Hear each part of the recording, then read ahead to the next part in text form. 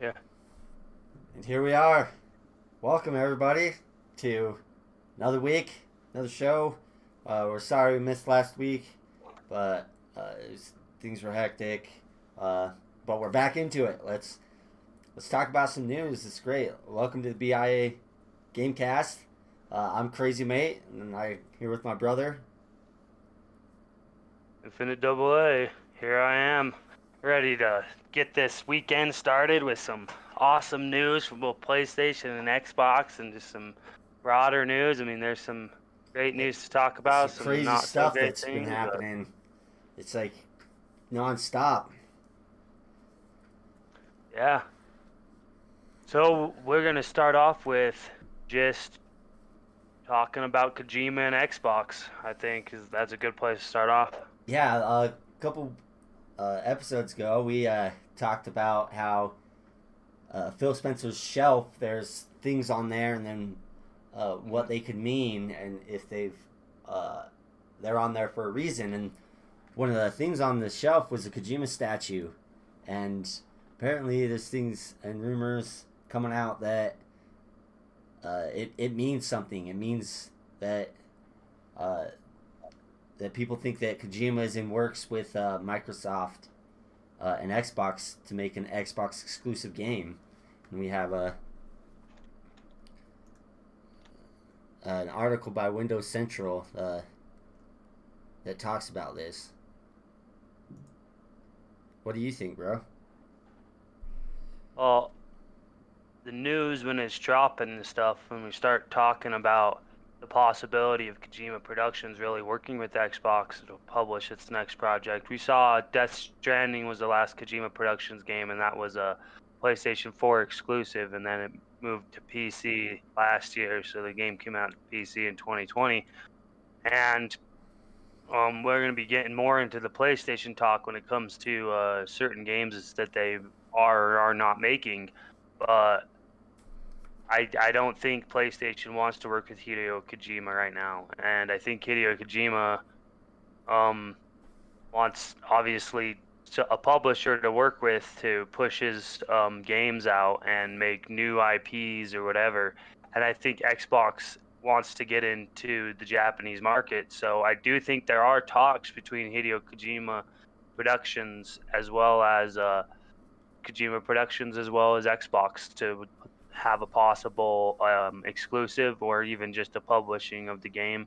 Maybe it'll come to PC and Xbox. And Yeah, we know that Kojima, he still wants to make games, and he was working on a game, and he was partnered with Stadia, and then they shut their first party development down. They're switching their gears around.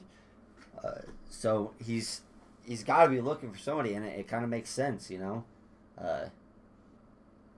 to come to Xbox and then getting it onto Game Pass. You know, you get it out there to the world, just by putting it on Game Pass alone. You get it into more people's hands, or it makes sense to me. What do you think? What do you think he's working on? What, the same project he was working on with Stadia, or? I don't know.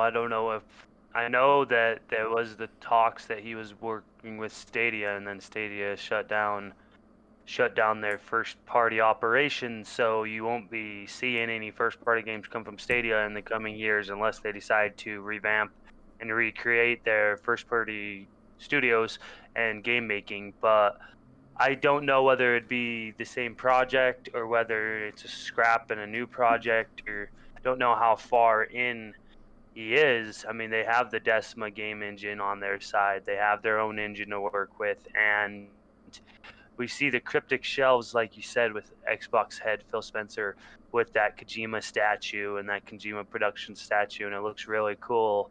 And it makes it seem like that could really be something, where I don't know what kind of game. We can look at the past criteria, and maybe he could be making a Silent Hill game. Maybe he's making another Metal Gear Solid game, or maybe it's something new. Maybe it's something on the lines of Death Stranding. Maybe it's something just totally different than all the other stuff. But when you start thinking, I would love it to be a Silent Hill personally. I mean, I know a lot of people love Metal Gear Solid, and I know Death Stranding was a niche market and it sold good, but it didn't sell well enough for PlayStation standards, is what they apparently said. So it's just one of those things. I think maybe, hopefully, it'd be cool with Silent Hill. I mean, either him or Bloober Team, I think would be best to make a Silent Hill, whether it's Kojima Productions or Bloober Team. But it's probably going to be something in something kind of close to Death Stranding, or I don't know. I mean, what do you think it could be? Think I'm hitting the mark, or Death Stranding 2. Uh, I don't know. I've never really played much of Kojima's games, but I think if Xbox could acquire the Metal Gear Solid IP and hand that over to him, I don't know if he would want that. I think he would, but and again, I'm not him, so I don't know. well, the But issue I with would. Metal Gear actually is you start talking about Konami and where's Konami at, and is Konami going to sell away their IP? When you think about this, we have talked about in the past about the possibility of Konami selling off IP or letting people borrow IP. And you still have both the Silent Hill series as well as Metal Gear series. The You it's think it could under be Death Stranding 2? think the most likeliness would be a new IP outright, but Death Stranding 2, I don't know. I think, as far as I'm in the understanding, PlayStation owns the rights to Death Stranding. Hmm.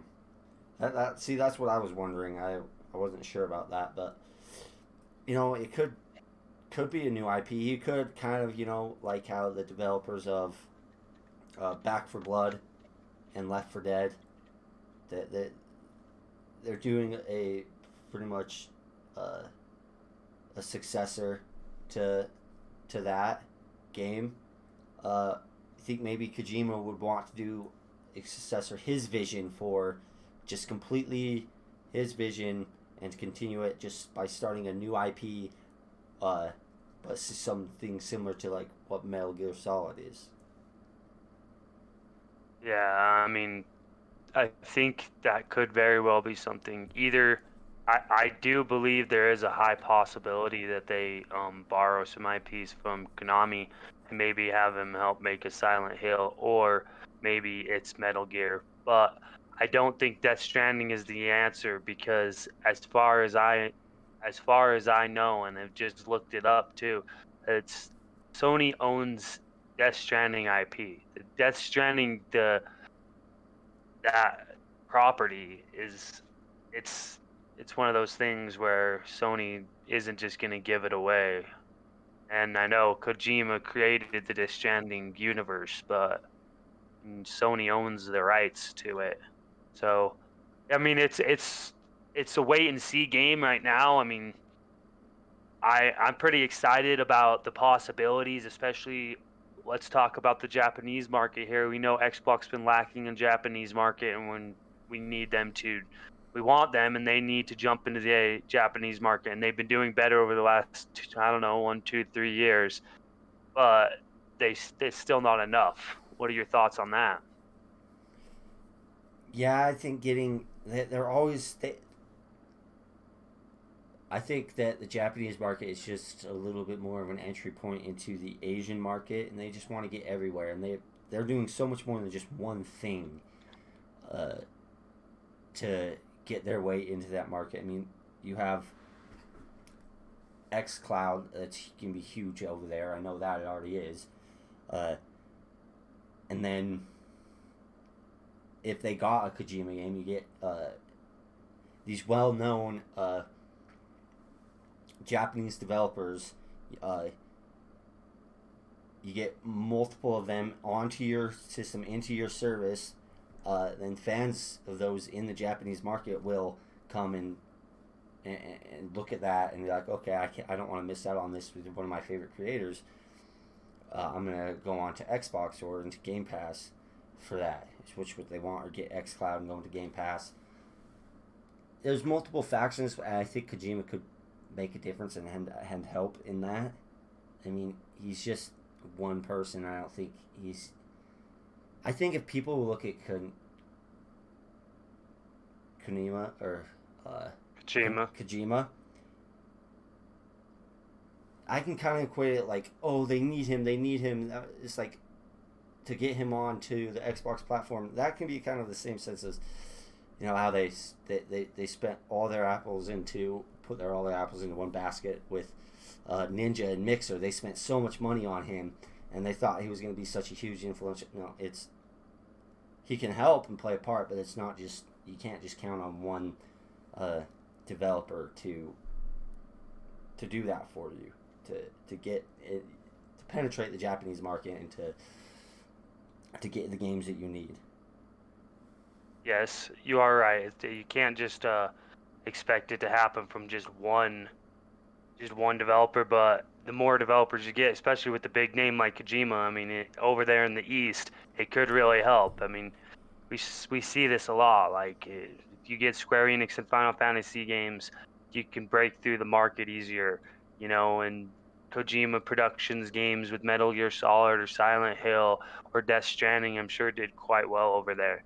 Well, I actually need to correct something that I said earlier about the Decima game engine and how Death Stranding, they did use the Decima game engine, but it's actually, they don't own it. So Kojima Productions doesn't own the rights to the Decima game engine. That is actually a PlayStation developer game engine, with Guerrilla Games actually helped out on making Death Stranding, and Death Stranding uses Guerrilla Games' Decima engine, so the same engine that was created with the Killzone franchise as well as Horizon Zero Dawn. So as far as Death Stranding goes, I don't think we will ever see a Death Stranding 2, if I'm being completely honest. I just don't think it's a thing that's ever going to happen.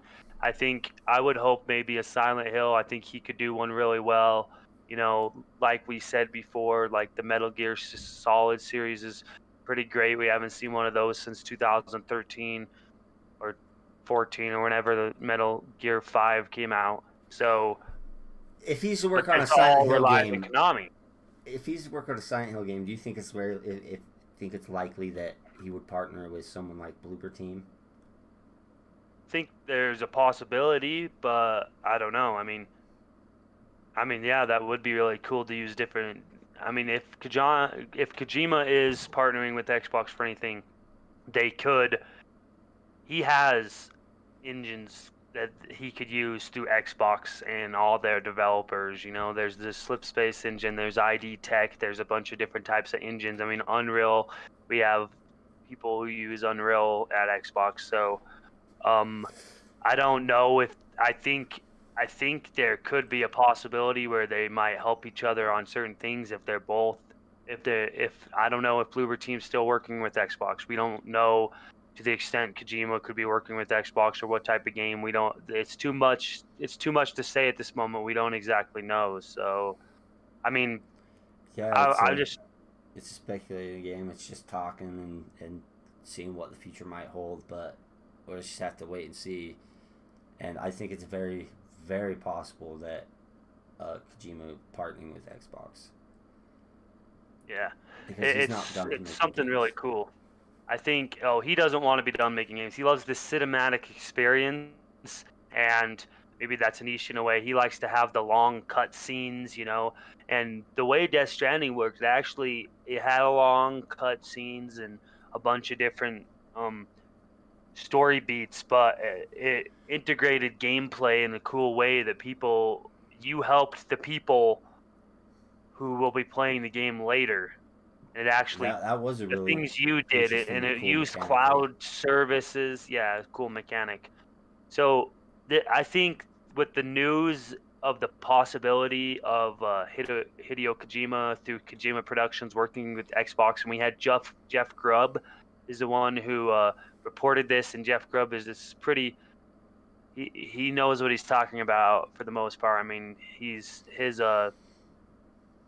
what's it called? Not success rate, but his he's right most of the time. We'll just say that. So the news came from Jeff Grubb. I think it's awesome, the possibility, and I think it might happen. But I guess we'll just have to see. Yeah, it's exciting, and just want to see his next game is. You know, either where it's gonna go. It's gonna be pretty Exactly. interesting. Yeah. Uh, so that's all we really have to talk about. That, you know, just a rumor, just chatting, seeing what our thoughts are on what might happen and if it's possible. But uh, sticking kind of with the Japanese market and the Xbox's need and want to get into the Japanese market, one of the major things that they're doing for that, and I think the most beneficial things, is xCloud. And we've got news about xCloud coming out that, in my opinion, is just going to make it even better. Where Xbox back compat games are coming to xCloud. Yes, this is the first batch of back compat games that have ever come to xCloud, and it comes in the 16 games, in the form of 16 games. And we've had this on Xbox One, we've had this on Xbox Series, we have this in Xbox Game Pass, but we don't have it through xCloud until now, which I think it's really, really cool. We have games like Morrowind, games like Oblivion, all these different type of games, Banjo Kazooie, Banjo Tooie. So this was announced on an Xbox Wire post at the end of last month, the beginning of this month, and it, they just are stating that their commitment to the backwards compatibility and bringing games to cloud. I think that's it's another major step for backwards compatibility. You know, getting it out to all things. And I want to talk about backwards compat and my thoughts and reasons why it's so important, and why uh, people should be getting behind it, and why Xbox should keep doing it, is because you always hear people say, "Oh, it's just an old game. It's just an old game." Yeah, but with Xbox and what they're trying to do, they're trying to make it a new game for somebody. They never want a game to die. From when it's initially released, no matter how long time goes by, how much time goes by, I think they always want to take those old games and bring them up to the modern, and boost them and bring them up to the modern times as much as they can. And so if you're somebody who is a casual gamer or doesn't play a ton of games, doesn't play every single game, or missed out, and is a younger gamer and missed out on lots of these older games, being able to experience them for the first time, looking better than when they did, and feeling better and playing better than they did when they were first released, and then it's kind of, they can create a hype around it. You have a certain set of games, people could go back to it, like, oh yeah, I played this now, this old back compat game. I played it for the first time. It was new to you. And it helps revive old games in a sense. It's Xbox is making it so games never die. And I think it's That's their goal. Yeah, it's so beneficial for the developers too, because no matter what, when they release the game, Xbox is putting in so much effort to try to keep that game alive and keep that game push forward in innovation, and still get it out to people who may have never played it, or have people go back to it because it's looking far better. And I think it's super beneficial for these developers to have that. People say it's just like People who say that don't think about it. They always say, "Oh, think about the developers. They're not getting paid when you're not paying for their game when you just play it on Game Pass. How are they making money? Think about the developers." Yeah, well, it's kind of the same thing with backwards compatibility. It's helping the developers because of it's bringing their older game back to the light and making it fresh and better. And Xbox is putting in a lot of the work to make that happen. Exactly. Out of these backward compatibility games, and this is only the first of it. I think we'll see more, but we're seeing good games that were enjoyed by people, and people can go back and play them while they're at the doctor's office, while they're on their way to work. If they have xCloud, and especially if they change to a new tier of Game Pass Ultimate, I mean not just Game Pass Ultimate, but Game Pass where it's just xCloud. Who knows? It might Comes these out of older beta, games maybe. they might even look better on a more condensed Exactly. screen Yeah. and on the go. So this is And the they're list that I want to shorter. go They're down. not this long, huge game. So it's like it's and I think it's actually in a sense better and more likely for me to go back and play an old game if it's on xCloud. If I've just got a ride to work, I'm gonna just clip my phone up to my controller, play xCloud, and I can play any of these old back complat games and just on the go whenever. And So I want to go through the list of all 16 of them because I only went and talked about a couple of them. We got Banjo-Kazooie, Banjo-Tooie, Double Dragon Neon, Fable 2, Fallout New Vegas, Gears of War 2, Gears of War 3, Gears of War Judgment, Jetpack Refueled, which this one has touch controls, Cameo, Perfect Dark Zero, Elder Scrolls 3 Morrowind, Elder Scrolls 4 Oblivion, Viva Pinata touch controls enabled, Viva Pinata TIP touch controls enabled. So that's 16 games that are pretty diverse that now have the ability to be played on your phone with the Razer Kishi, with a controller and a controller clip, as well as some of them even touch controlled. So like Viva Pinata, you can go back and play some Viva Pinata just on your phone with touch controls, and this is changing the game in my opinion. yeah, Yes, no? yeah, and that's kind of just like I said. It's for me. It seems like it's more likely for me to go back and play these old games. And they're still trying to innovate these old games and see what they can do to make them better and to make them run better, look better, play better, in all these senses. And Xbox is the one putting in a lot of the work to make that happen, to where the developers don't really have to. And I don't see why a developer wouldn't want to do that. It's like with Game Pass. Why would you not want to put it on there? It's free marketing. You have all these people on Game Pass, and the more the numbers just grow, it's like, okay, it's probably going to hurt you not to put it on Game Pass because you have a player base pretty much that's just you drop your game in the Game Pass and you have a massive player base right off the bat, pretty much, of people that can be able to access and play. And then see, with me, and we'll get into Outriders later, but I'm really thinking about buying Outriders on my PC. I mean, it's in Game Pass for console, and I've been playing it. I'm having a blast, but I want to play it where it looks better and plays a little better.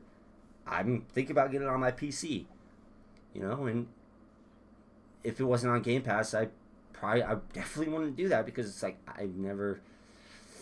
At least you get to try the I'm game least on your likely. I'm Xbox One. less likely to do that. I'm not gonna say never. I'm less likely to do that because after I try it out, I play it, and I know that it's gonna be fun. I know I'm gonna get my money's worth. Then I'm more likely to buy it, and I probably will buy it. And so it's beneficial, and I just think Xbox, what they're trying to do, is so amazing. What they're doing is so beneficial for the consumer and the developer. Yes, it is, and they actually have a commitment made to backwards compatibility, where I want them to completely bring it back, where they start adding games that aren't backwards compatible yet, which I think they will.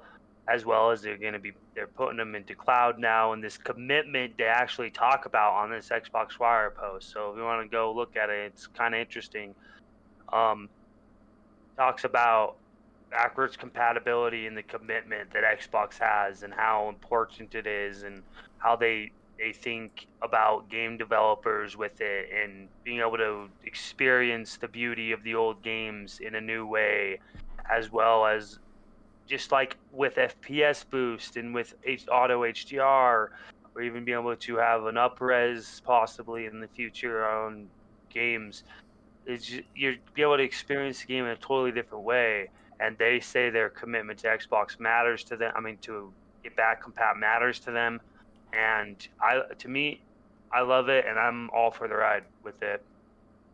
Imagine how many games have been released and all the games on backwards compatibility. You know, they're growing their library of of they're keeping the ability to make money off of this software forever, Exactly. so that they have a broader scale of making money rather than just the games that came out within the five years up to recent date, where you get most of your sales and then as soon as they drop off, they're like, oh, we don't care about it anymore. We're not going to make any money. That's not true, because you'll get people to go back to it, and especially older games that people have never experienced. If they're bringing up to modern visuals and they don't look janky and weird, like, because some people that matters. You know, they're like, oh, Yeah. when you have all these great graphics in newer games, you go back and it's like, oh, like it's kind of hard. Like, and then you get the janky controls and all this. They're trying to bring it to modern times into the future to make more people more people want to play it that never have played it, so they get sales, and so they'll still be getting sales from people, and they're more likely to through this backwards compat because of it. It's not like a full on remake or remastered and all the work put in. Yes, it takes work. It takes work to make games backwards compatible, but it's not. It's work that comes from the back compat team. Obviously, It's not Microsoft thinks it's what worth devs it do. for them. They do. So they've got to have a reason. They're smart. They don't. You don't become a giant company like that by throwing money in a garbage disposal. Nope.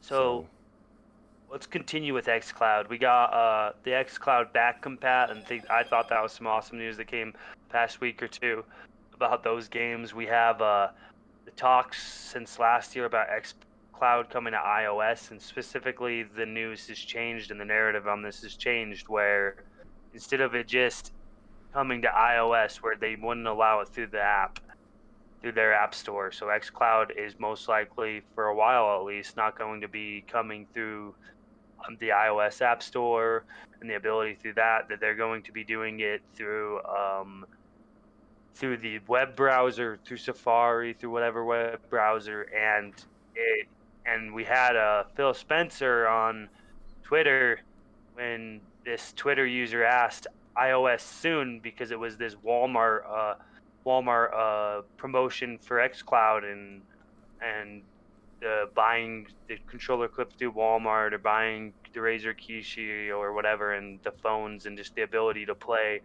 And Phil Spencer retweeted to this person who asked iOS soon, and Phil Spencer just says yes. So that's good confirmation on Twitter that iOS support's coming soon, and I think it will be through. I'm not the only one, that the possibility is higher than not that it's going to be through the browser, and we could see this becoming to PC through the browser, and probably well, around the same time if it we'll comes see through it. the browser, of course it's going to be. It's like it's to me, it's a lot simpler. You have one thing. You focus on making it for the browser, and then it works, and you solve your problem with iOS, PC, and if it's on the browser and it's who knows, you may be able to access it on PlayStation. If it's through a browser and you have a browser, open your browser. I don't know. I wouldn't make PlayStation very happy. Of course they would. It wouldn't. But and I don't know what they would do, or if they could do anything to prevent it or stop it. but it's a one solution for a lot of different areas that they have. They're having a struggle with iOS, and them not allowing it on their app store, so they got to find a workaround, and I think they found it, and it works for just more than the one problem that they had. Yeah. And when we talk about what happened last year when Apple Store just outright blocked the Game Pass Ultimate version, or just even anything more than a couple games, because they had the iOS beta, the xCloud beta through iOS, and that had the Master Chief Collection only, I believe, because they would only allow one game in there. And when you did more than one game, then they wanted profits from each of the games, and Xbox didn't want to have to pay a cut for every game that's on Xbox Game Pass through xCloud or any of that. That Of they course didn't like not. the way it was going. And when you already have it in the Play Store through Xbox Game Pass Ultimate, and it's still technically in beta in a way. You got Cloud is still in beta, but it's part of Xbox Game Pass Ultimate, and you're actually now, it's not a free trial anymore. But well, back what you were saying with hitting it for the PC, any browser on a TV or anything, I do think they still will want to go through the app stores, like maybe the Microsoft Store through the PC, or maybe Steam through the PC. I mean, there's been talks of the possibility of a curated Xbox Game Pass going to Steam, PC Steam, because Steam sees more traffic than the Microsoft Store does, and there's the possibility of always, you could always think maybe there might be some sort of stick, um like a video stick or just a stream stick, to be able to plug into your TV, even TVs that aren't technically smart, to be able to run xCloud. I mean, all it is server racks around the world through the Microsoft Azure um, buildings and the server buildings, and it has Xbox One S blades in it right now, and they're upgrading Xbox Series X blades. Um, so it's exciting times, in my opinion, to be an Xbox fan, to watch what they're doing with xCloud. They talk about how they want to bring more games to more players, and they have initiatives. They have Game Pass. I mean, we could talk about the next topic, kind of, where Game Pass announcements that they've talked about, and pushing xCloud through Xbox Game Pass Ultimate for now, until maybe it becomes a bigger thing and it becomes its own thing. Maybe we might see an Xbox Game Pass Lite version with just xCloud, or some other type of version that just has xCloud, whether it be through the Switch, whether it be through just mobile, or all the devices that allow it. So what are your thoughts on this before we move on to the big Game Pass announcements, which jumps right back from this topic? What are your thoughts? What do you think? Are you happy to see Xbox Game Pass and xCloud coming to iOS hopefully soon? It should be coming this year. PC, you think it's going to be a game changer when it comes to PC, when it's able to come to smart TVs? And how do you think this is going to affect gaming in the years to come? Well, yeah, adding on to what I said previously before, it's I think it's just good because it gets them one step closer to their goal of 3 billion gamers. That's their goal, and not having access to iOS, you're not gonna be able to hit that goal, because how many iOS and Apple users there are in the mobile gaming market. And this workaround, I think, is really smart, to be like, because Apple won't let you on their store. You're like, okay, fine, we'll just go through the web browser and you can't block us there, and then you problem solved there. And like I said, it's problem solved. It could be problem solved for multiple. There's multiple ways to access the ecosystem, and that's what they want. And they're going everywhere. TVs, Xbox. This is their push to be everywhere.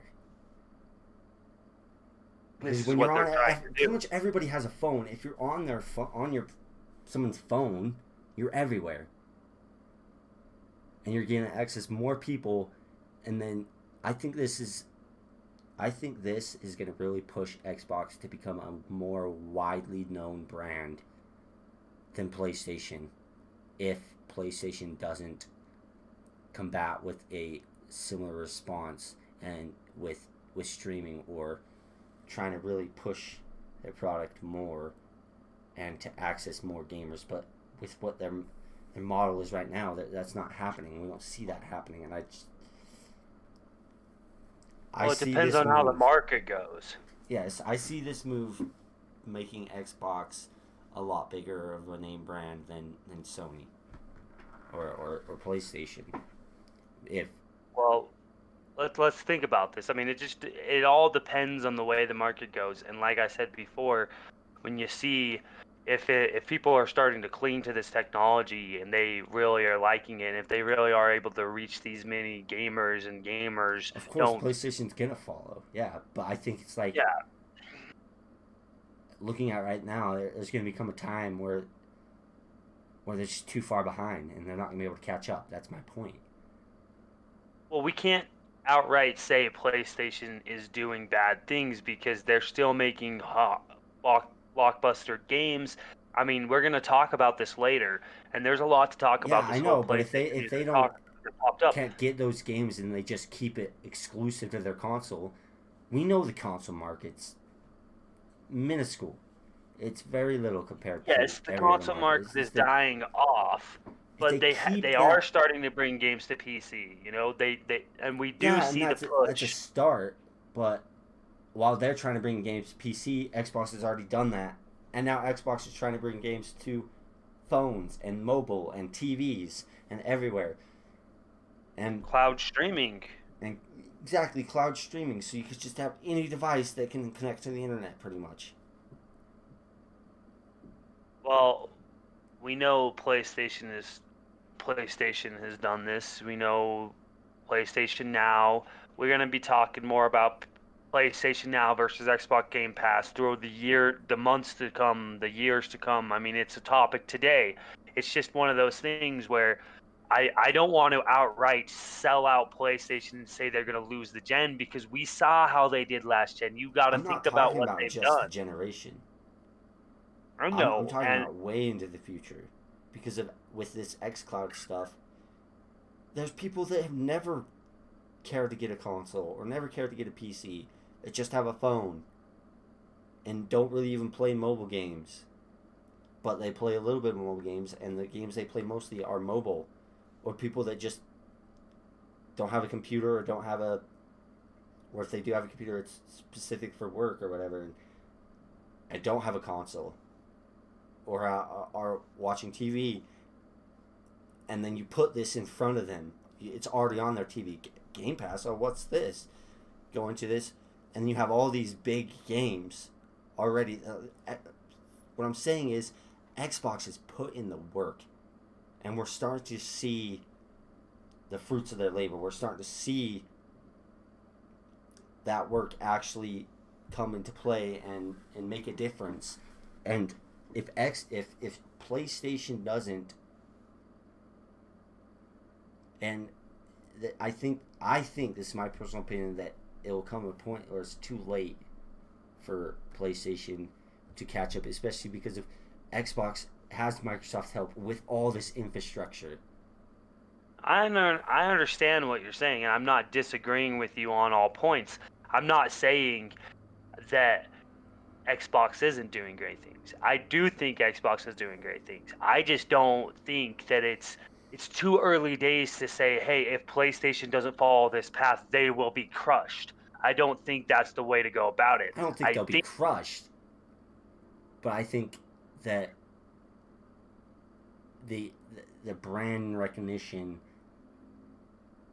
will be for Xbox will be a lot more known than now PlayStation. that this whole streaming thing could end up being a fad for all we know. I honestly think this is the future. Xbox is carving the future and GeForce, Nvidia now is carving the future, and Stadia is trying to, and Amazon, Luna, I think they're all trying to carve the future with game streaming, and I think game streaming is the future. But you also got to realize this could end up being a fad, or maybe it's not time. And I don't think that's the case. But I'm just saying, we can't You're see right. so I far don't into the know. future This is that's just that we my. can't just call out. We can't just say PlayStation right now is getting crushed. I know we're going to be talking a little later about PlayStation, some worries we might Oh, have, PlayStation and right some now good things they isn't are getting doing. crushed. That's not what I'm saying. Right I now, know. of course not. They're still doing really well right now, and they're still the market leader. They're still the leader. They're still way more known than Xbox and worldwide, and way more popular.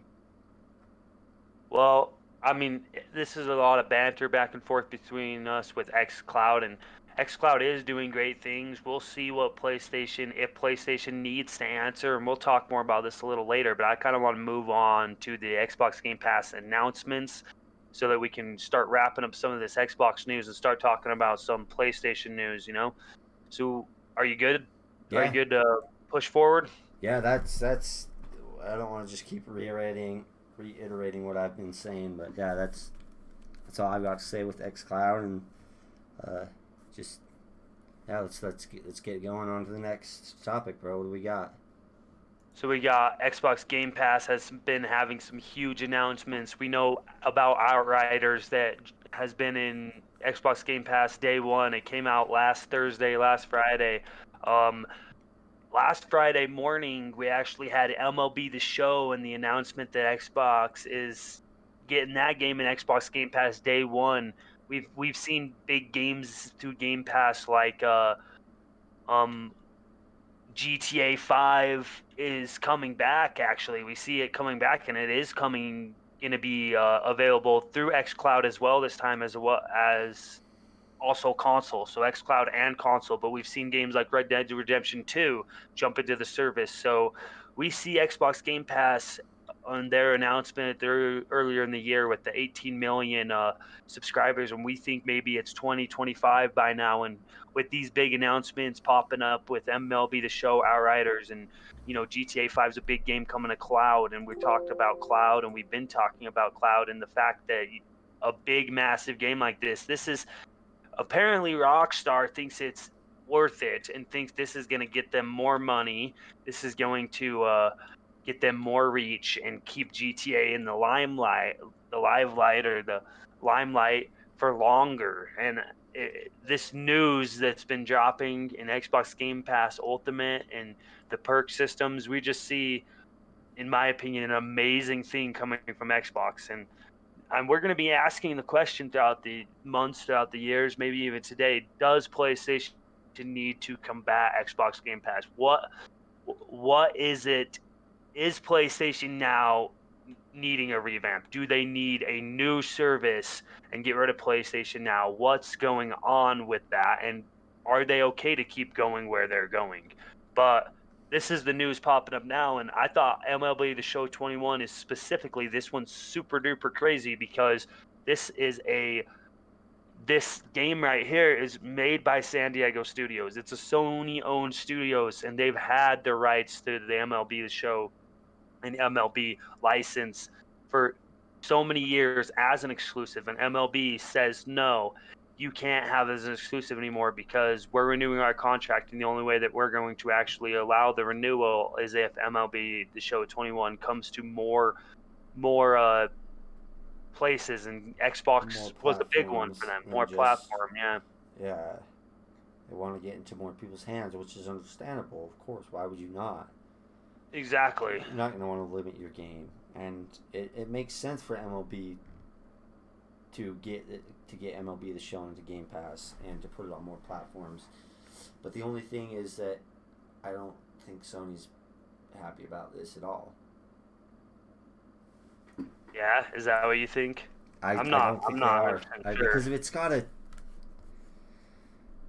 it's gotta hurt them, especially with people who play just sports games. Now they're gonna go over to their competitor just to get the game for free. Especially when you have I hate this free PlayStation, narrative, if I'm being honest. well, They make it seem free, I get that, but it's not free still. I mean, it's not. it But still comparing costs to money. $70, compare Compared to that to $70, 15. it feels free. $1 for the first month free trial, Yeah, and and then then you have $10 for Ultimate or it's 15, 10 or $15 a month. $15. But it's gotta, you gotta have people.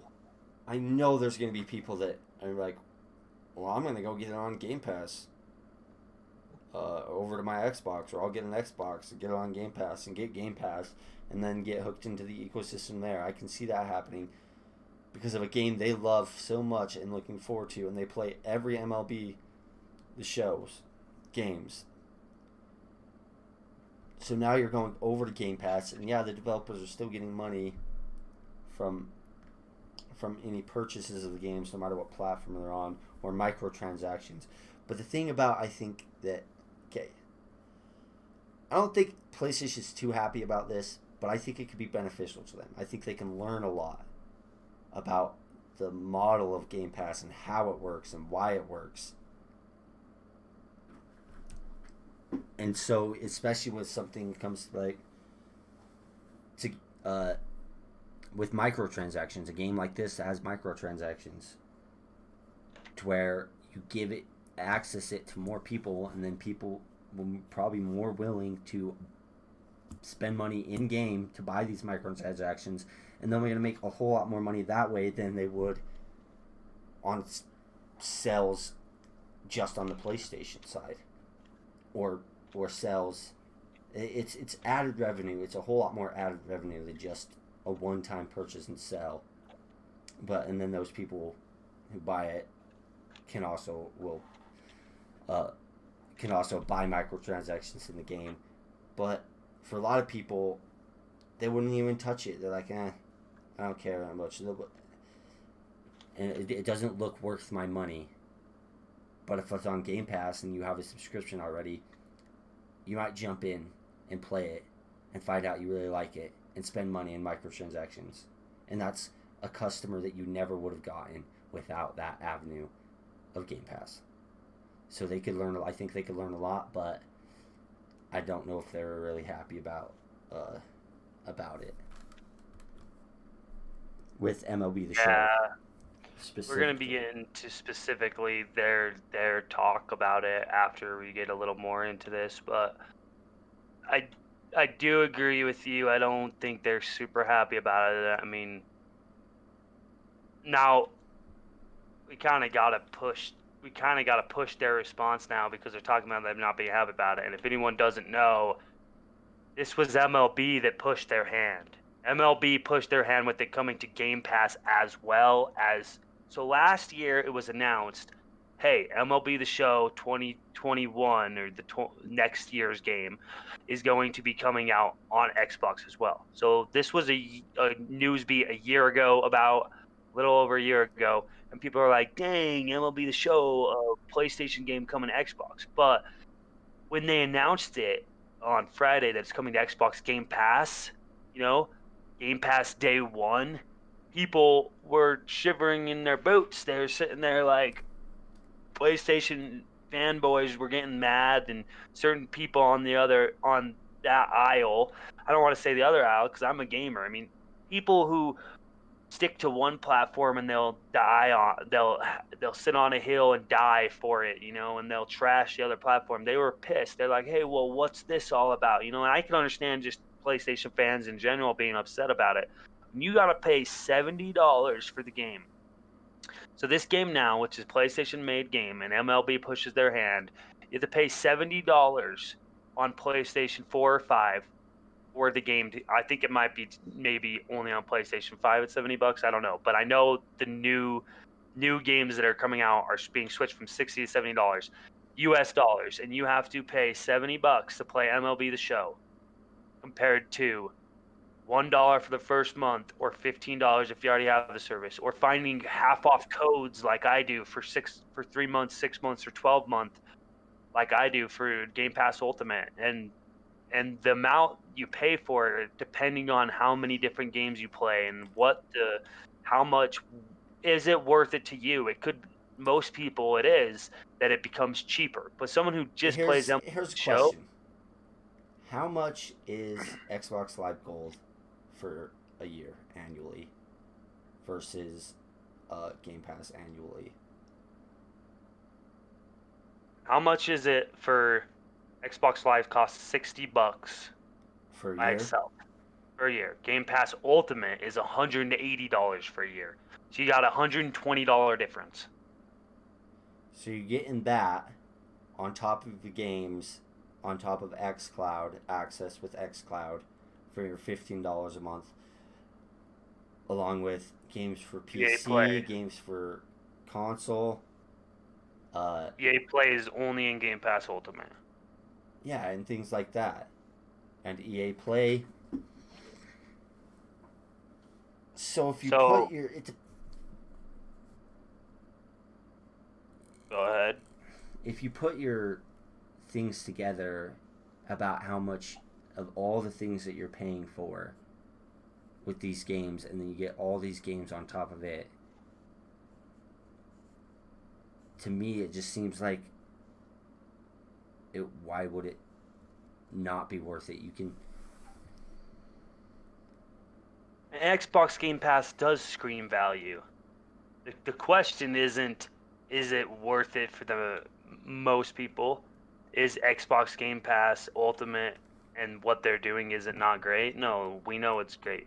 But for people who only play, the people who only play MLB The Show throughout the whole year for the most part, or play sports game in generals for the whole year, is it then worth it now? I mean, you see them adding a lot of sports games recently to Game Pass. well, that costs $180 for the average consumer a year for MLB The Show, NHL 21, Madden, Madden 21, as well as I think FIFA 21. You don't got NBA 2K 21 in there. So those are 4 sports games, as well as like Dirt 5 for racers, and for Forza Horizon series. But those are like 4, let's say 5 for Dirt. Let's say, because that's a newer racing game. Oh yeah, and Need for Speed. So let's just go with 5. So 5 different sports games in there for $180. Now, if you're paying $60 each year for one of those, which is what we have been paying, 3, you'd get 3 of those games. So that is worth it for a sports fan. But for someone who just plays MLB The Show You're and right, it is might a not PlayStation be. fan and has a PlayStation 4 or a PlayStation 5 already, and all they really play is MLB The Show throughout the whole year because they're big baseball fans, and it's not worth it in my opinion. But it still screams value even for the month free trial. Like, maybe you don't know if you want to upgrade to 21. Maybe you want to stick with 20 this year. I don't know. And you pay $1, you try an Xbox Game Pass Ultimate, and you get it on your PC. I mean, MLB The Show's not coming on a PC; it's only on a console. But this is where what matters most, in my opinion, is them trying to get games on all platforms instead of just one, where you have to still buy an Xbox. Someone who owns PlayStation isn't going to buy an Xbox and a year's worth of Game Pass Ultimate just to play sports games. You have to already own an Xbox. Now, unless they were able to get all these games on PC as well, if you own a PC and through their xCloud narrative, if they're able to push games through xCloud as well, then it becomes more and more worth it. And this is what we see happening. I know we see this happening, and I honestly do think it's crazy about MLB The Show 21 coming to Game Pass Ultimate, and that was big news. Yeah, are you there? Yeah, I was waiting for you to maybe say something off of what I just said. No, I kind of said my piece with MLB The Show and what I think about it coming to Game Pass. But there's more than just MLB The Show coming to Game Pass. There's lots of other things like. I think people are really starting to see the benefit. The developers are starting to see the benefit for Game Pass to put their games on Game Pass, especially when it comes to microtransactions and all these games that are rife with microtransactions. You're you're getting your game out there. It's essentially you're getting paid, and Xbox is marketing your game for you. Because of its all these new games that get added in the Game Pass are plastered on the front page of Game Pass, and pretty much everybody who goes into the Game Pass app is going to see it, and who looks through the new games are going to see it. To me, Xbox Game Pass is a no-brainer for the developers, and I just see how it mostly just be beneficial for them. And I think they're starting to realize that too when you have GTA 5, such an old game, is getting added into them. But you know how much money they make on selling cards? Oh yeah, I know they do make It's a lot. And insane. specifically, if you can get people playing more often on the go, I think that's what Rockstar's trying to do with this whole stunt with bringing it into Game Pass again. Now it's not just on Xbox Game Pass console edition. You know, it's on xCloud as well. And the stunt that they're pushing, go ahead with what you were saying, but specifically, I just wanted to point out that it's coming to xCloud, and that's important for them. Yeah. No, that's all I really got to say on Game Pass. We talk about Game Pass a lot. We talk about Game Pass every week. So It's the big hot thing in the news now. It really is. I mean, we yeah, can't just ignore it. I mean, I love Game Pass personally, but we actually keep going on with MLB the Show and how it's working out for Sony, and we'll see how it works out. But Sony states the obvious, which this is a news article by Forbes by Paul Tassi. Sony states the obvious. MLB did the Show 21 Xbox Game Pass deal. So we know because Sony has come out and said it was not us who made the deal. MLB brokered the deal. We want the license. This is PlayStation still wants the license, and this is the way that they kept the license to make. So San Diego Studios continues making MLB the Show. It's the fact of the matter is MLB says that we want more eyes on our game. We're not getting enough sales. We're not getting as much eyes on our game. Our game isn't as big as these other sports games. Baseball used to be America's pastime, and some argue it still is. But we see football, like American football, with the NFL through Madden is bigger than MLB The Show. We see NBA 2K games bigger than MLB Show. We see the worldwide sport known as soccer or football, depending on where you're at. That is FIFA 21. That is bigger than MLB The Show. These get more sales. They get more microtransactions. And maybe I don't want to see microtransactions through MLB The Show, like major microtransactions. But it's either major microtransactions with the small player base that they had through PlayStation, or they pushed it to Xbox Game Pass. They pushed it through the console, and hopefully it comes to PC as well, so that people who love baseball can play on the PC. But just specifically, it's $70 on there, and we know if it was up to PlayStation, obviously specifically they said it, they wouldn't have put it there. We know Xbox probably brokered the deal with MLB specifically because MLB wanted the game coming, more eyes on the game, and Xbox knew that, and they went out of their way to make MLB a deal. Which now the question is, did PlayStation get the short end of the stick? Now, I think they did. I'm gonna come back to this for my answer, but I want your answer. I want you to go ahead and state your opinion on this. I think they did. I think that this isn't a very good deal for them, because there definitely is the chance of taking sales away by having it on Game Pass, taking sales away from the PlayStation side. But I don't think it's really a huge short. I think it's a shorter stick, but I don't think it's massively shorter. Because I think the benefits and the things they could learn from it are a lot. It could be a lot more beneficial to them towards for the future, and they could learn a lot than than the short term uh, disadvantages would be for this deal. I Yeah, I don't have really much more to say on that, but it's just it's I beneficial for MLB the show, for MLB. It's beneficial for Xbox Xbox. obviously, And it's I and think it's less it's harder beneficial to for Sony, see. but it's still beneficial for Sony and especially the developer because they're still going to be making money. Yes, I do agree with your sentiment there. I think I think it's going to be more beneficial to Sony in the long run to see what it can do for them through the sales of the game. Who The knows? This cut be that could they be the get. cause to put.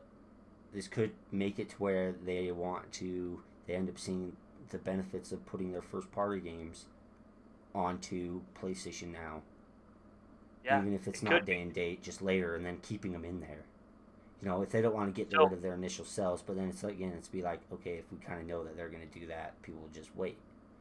Then again, there'll be people that won't want to wait 6 months. exactly. Well, they're going to see firsthand what difference putting a game on Game Pass makes. And yeah, you can say it's only a sports game. It's not one of their third person over the shoulder AAA action adventure romps, you know. But it still is going to give them numbers for them to maybe understand a little something about Xbox Game Pass and mostly streaming services or subscription services in general. And they might see, hey, PlayStation Now is a better, we really need to start pushing this more. Or maybe they'll say it wasn't as big of a deal. You know, maybe they say they not as many sales as we wanted or not as much money as we wanted came from the deal. And MLB got the best of it and Xbox got the best of it and they feel butthurt about it all along. Or maybe they learned from this and say, hey, actually, it ended up being a good deal for us. We got to keep the license. Um, we actually ended up getting more money than we thought we would from it. We got more players playing our game than we ever have before. This could potentially be something. And I don't think PlayStation was super happy about it. I obviously, like I said, I don't think they would have done it if it wasn't for MLB pushing their hand. But I think what I want to get out of this is that it's going to be a learning experience for PlayStation. They're going to be able to see how this um subscription service works and how the economics of it work, and that it might be beneficial to them in the long run. And maybe they will up their game with PlayStation Now because of this. And I don't think we're going to be seeing, unless they can never do PlayStation Now as well as Xbox Game Pass, and Xbox Game Pass has over 100 million subscribers. That's the only time I think then we will start to see first party games really start to come to Xbox Game Pass if that happens. But I don't think You that mean will happen. PlayStation Now? No, I'm meaning You if mean if Xbox? PlayStation Now cannot ever do as good as Xbox Game Pass, and Xbox Game Pass has over 100 million subscribers, then that almost will, especially if PlayStation can't sell as much consoles as Xbox has subscribers, then I think that that will push their hand to start putting some PlayStation owned exclusives. I'm not talking sports games. I'm talking PlayStation owned exclusives, and this is Into Game that could Pass. push them into Game Pass later along if Xbox Game Pass really becomes a juggernaut. And that's what I'm saying. I'm not saying it's going to happen. I'm not saying it's happening tomorrow. I'm not even going to say it will happen ever. I'm just saying if Game Pass Ultimate becomes a juggernaut, has 100 million, 200 million subscribers, and PlayStation Now is dead in the water, and there's not enough PlayStation consoles compared to Xbox Game Pass Ultimate subscribers, then they will start putting games on Xbox Game Pass. You know, that's what I'm saying. I don't think it's one of those things where it's just gonna happen from nothing. And I'm not, yeah. I kind of want to move on away from the MLB the Show talk, Xbox Game Pass talk. I mean, not specifically. Just we're gonna talk about PlayStation more in this next topic and some good things PlayStation is doing. I want to shine some light on some good things that is happening in the PlayStation universe right now.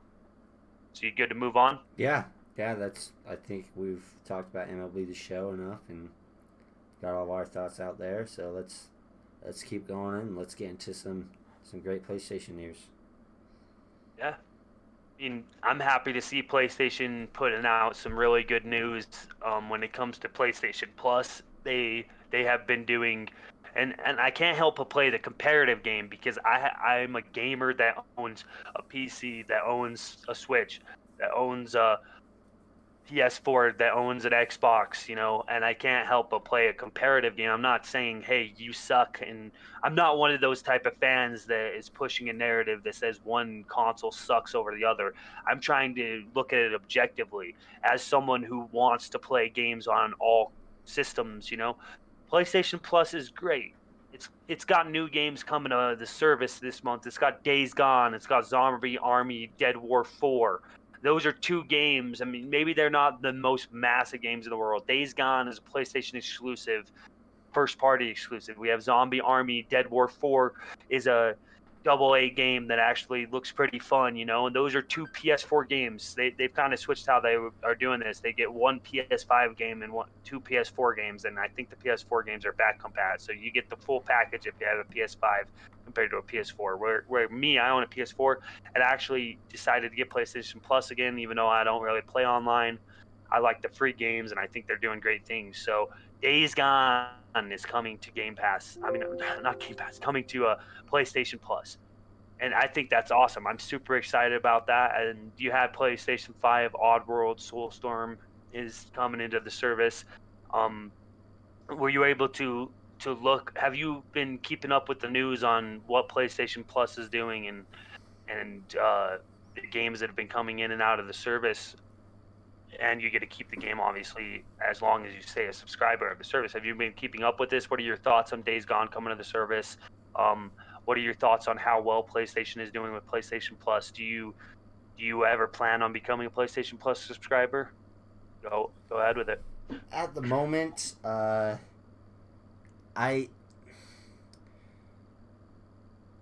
at the moment not really. Well, PlayStation Plus is that I always get it mixed up between PlayStation Now and PlayStation Plus. PlayStation Plus is the equivalent to Xbox Live Gold, right?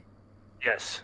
Yeah. I don't play my PlayStation enough, and even online, it's like to where I don't feel like it's worth it for me. But looking at the games that they're putting in there with Days Gone might do a little bit more for me because I like zombies and I like the survival type games, and so I might, if it's like my first time $1 and then I keep it, or my first time I get a free trial, or it's cheaper and then I get the game and I get the game forever. But if they keep coming out with games like that, then, and if they keep dropping their first party games in there,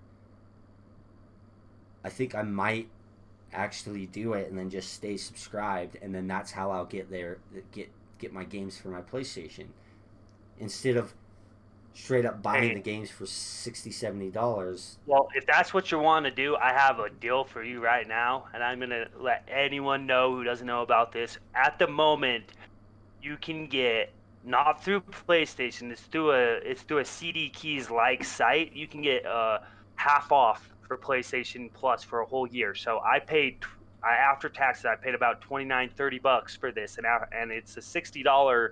It costs $60. So um I'm gonna go ahead and if you really want to get their first party games, if they continue pushing games in here like Days Gone, this might be a it costs less to subscribe to this service for a whole year right now through this deal than it does to buy Days Gone outright, which I think costs 40 bucks. So let's uh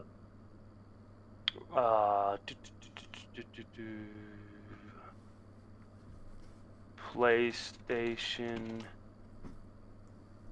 April. Oh, PlayStation Plus Yeah, because April they got 2021. PlayStation Now and all the PlayStation Now games that are coming. So We, if you go to this site called eneba.com, it's eneba.com. There is a code. You put It's on sale at the moment. It's a PlayStation Plus card, 365 days, 12-month membership, a code, and it's set 27.32 before taxes. When you're looking at 59.99 before taxes, if you're paying through PlayStation. So this is the reason I now am a PS Plus subscriber again, because I saw Days Gone coming in. I've seen the news about Days Gone recently, and we're gonna get into that later in the show. But I want to play the game, and this way I'm getting a whole year's worth of these bombastic games they're putting into PlayStation Plus, right? And as long as I keep subscribed to the service, you can only play it as long as you're actually subscribed to the service. I had games like Detroit Become Human that I haven't been able to play because I haven't stopped subbing to the service. And even though I had that game downloaded when I was subbed to the service back in 2019, I wasn't able to play it because I stopped subbing. So, I mean, it might be worth it. That's just, you go ahead with what you were saying. Sorry to cut you off. I just thought Oh maybe I'd no, give you no. I was that's awesome to hear. You know, and I'm more likely to actually go into it because I don't play my PlayStation often enough in those first parties, and it's like maybe it'll be more beneficial for me to just wait and or even to get. I really wish eventually they would have their first party games put into PlayStation Now, because that's what I would do. I would be subscribing, and that's how I'd get, because I'd be more willing to wait for these games than other people probably would. And same. that's how I'd get to be able to play them, is if they went to PlayStation Now or if they went to PlayStation Plus, and then they'd be getting money from me when they probably wouldn't get very much money from me at all, because if these games come to PC, I'll probably get them versus on PlayStation. But I think PlayStation Plus is really good. They're doing a really good job with what they've been adding, and Days Gone looks like a really great game to me, and I actually want to jump in and try that. So I think they might get my subscription, especially with this deal that you're saying. Like, heck yeah.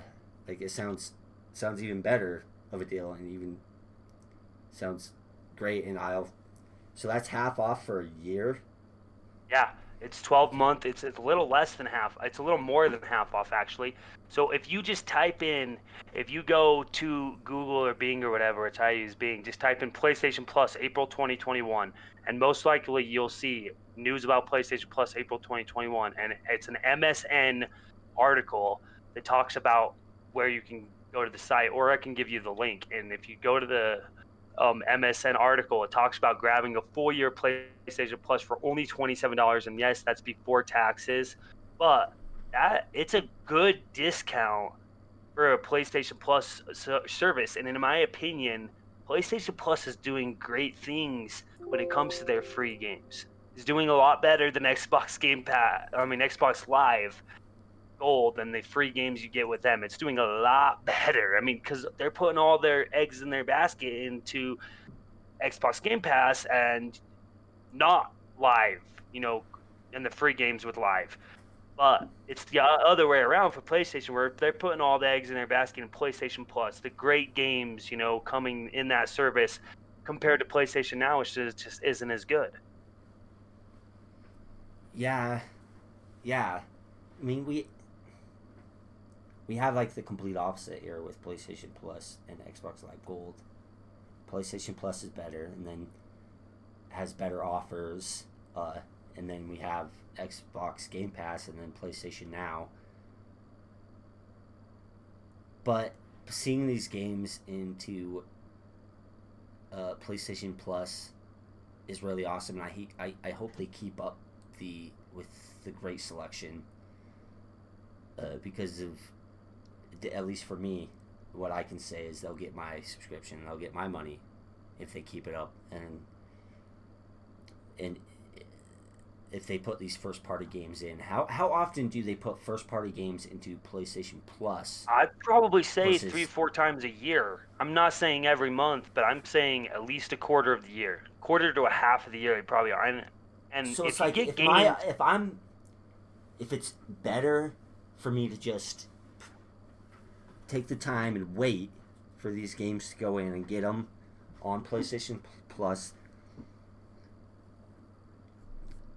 then I'm going to stay especially if you can subscribed. find codes, Or yeah, especially if especially if I throughout can't the find year. subs, then I'm going to stay subscribed because I want these games. I want to keep playing these games, and that's the way I'm going to get their games without having to pay $70 for them. 60 or 70 bucks. I 60 or mean, seventy 70 is the dollars. Yeah. new games. But you might see Death Stranding, come to PlayStation Plus sometime. You might see Horizon Zero Dawn, or you might like Detroit Become Human came into Xbox. I mean, why do I always talk? Game Pass is always on my mind. Came into PlayStation Plus. So you get these certain games, especially the ones that don't sell as well. I'm not saying Last of Us 2 is going to be into PlayStation Plus right away, but who knows? It might come in within the next year to PlayStation Plus, and then I mean, your game share with me through Yeah. PlayStation, All, so all I'm you saying can is already play that. But they they're for someone like me, and I'm probably not the only one. I'm less likely to buy their games uh, for $70, especially because I don't buy very many games. I play games that I've owned and I bought that I really enjoy, and I'm not that type of person that's going to just go and jump in and spend $60-$70 on a game, try it out, and then find out I don't like it, and then I can't. I've already bought it, so and then to buy every single game, like I don't have the money for that. I can't do that.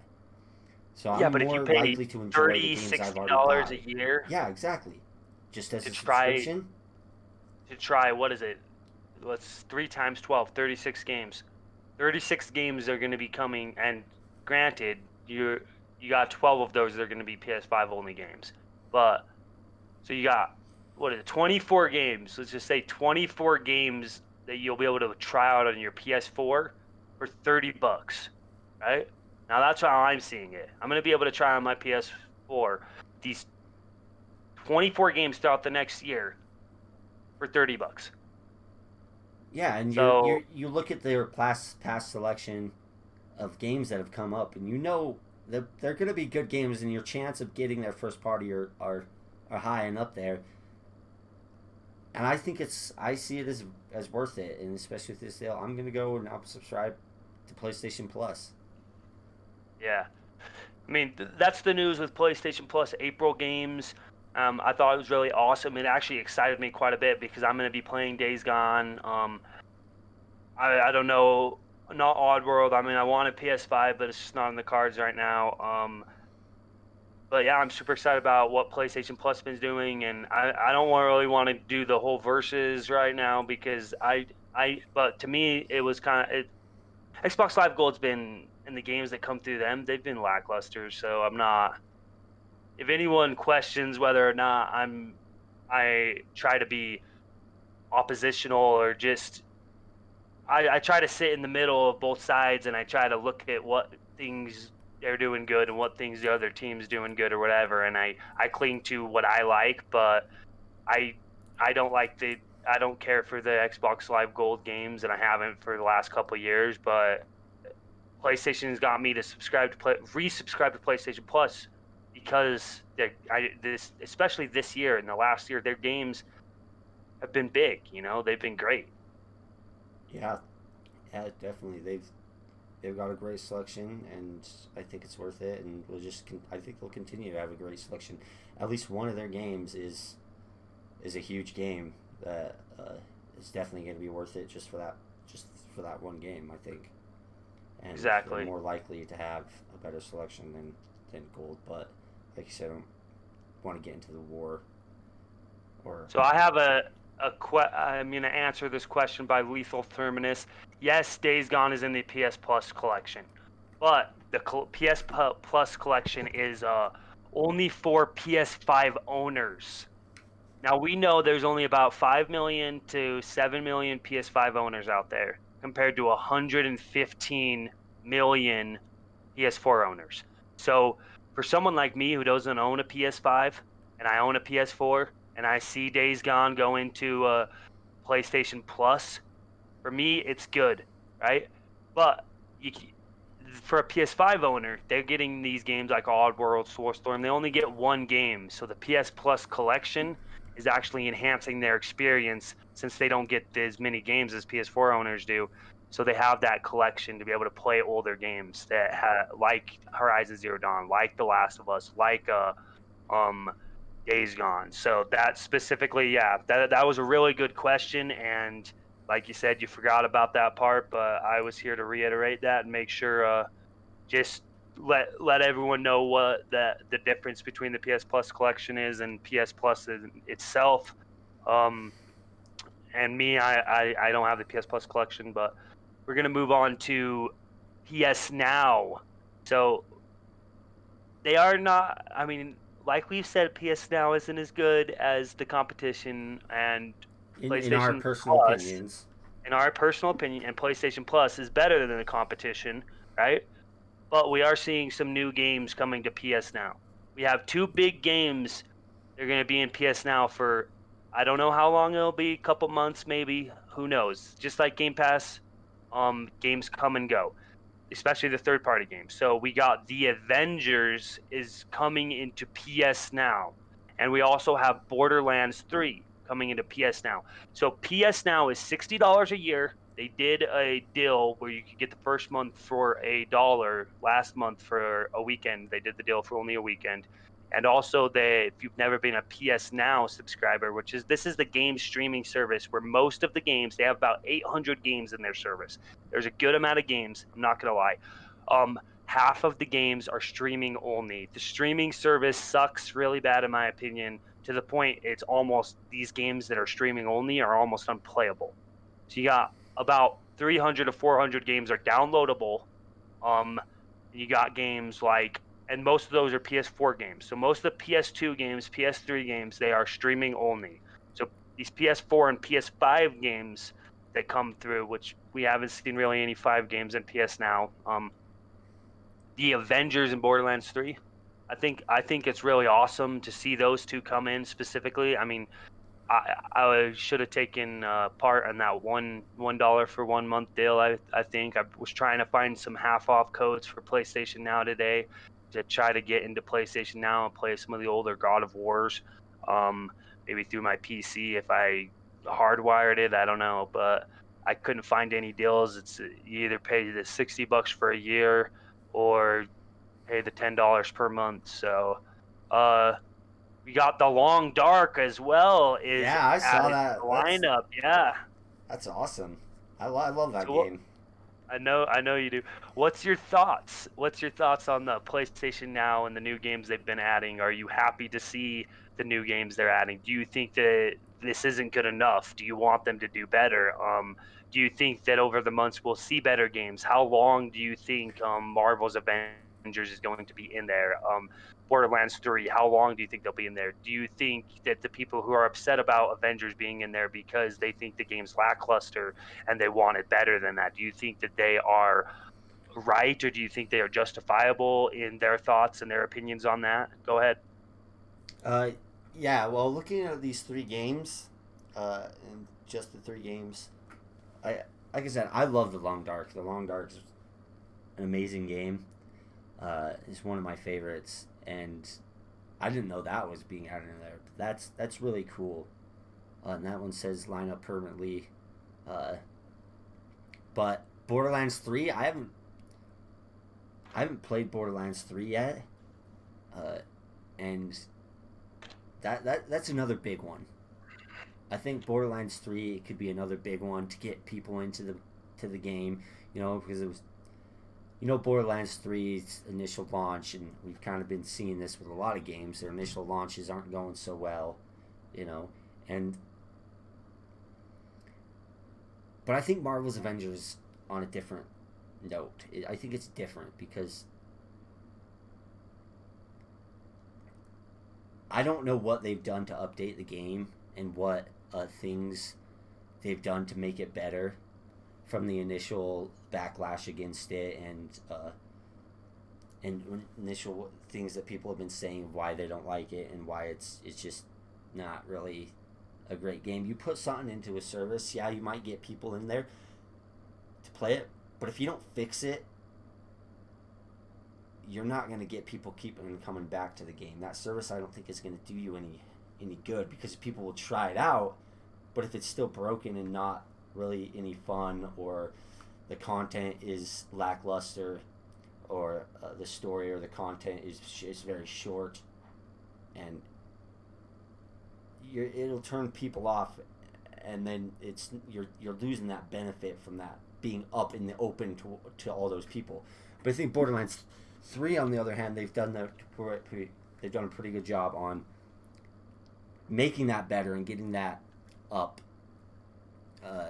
to where putting it in a service like this can help them kind of get back on that initial mistake. Get people be like, oh well, yeah, I tried it when it was, when I got it, whatever, or Last year when it came out. Or I saw the backlash on it and I didn't really want to buy it at that point. But now it's in Game Pass, but I might as well. Or now it's in Not Game Pass. Yeah. PlayStation. Yeah, now it's in PlayStation Now. I'm gonna try it. Might as well. If I'm subscribed to the service, or hey, I wanted to try that. Maybe I'll subscribe to the service to try that, and then you get somebody who will actually get into your game to stay in your game, and maybe if it comes out of their service, they'll be like, wow, this is fun, worth it, I'm going to buy it. Or people that will be like, wow, this is fun, even though it's in the service, I'm going to buy it anyways. So, right. So I think there's a difference between that, in my opinion, with the Marvel's Avengers and Borderlands 3, and then The Long Dark. I like The Long Dark. I really enjoy it. It's a fun little survival game, trying to survive the wilderness. But with those two Marvel, the bigger ones, with Marvel's Avengers and Borderlands 3, to me, I think Borderlands 3 is the bigger one in there that can see a lot of initial growth and benefits from being in the service. But if a Marvel's Avengers doesn't step their game up and revive a dying game, and I don't think putting it in the service is going to benefit them really.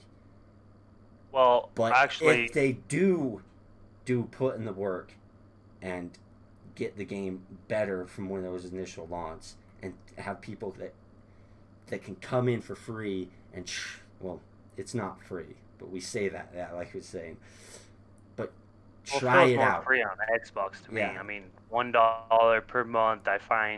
I've been able to find half off codes throughout my time of being an Xbox Game Pass subscriber, which I actually subscribed to Xbox Game Pass back in 2017 when they first released it, and I found myself not playing any of the games in the service, but that was back when it was lackluster.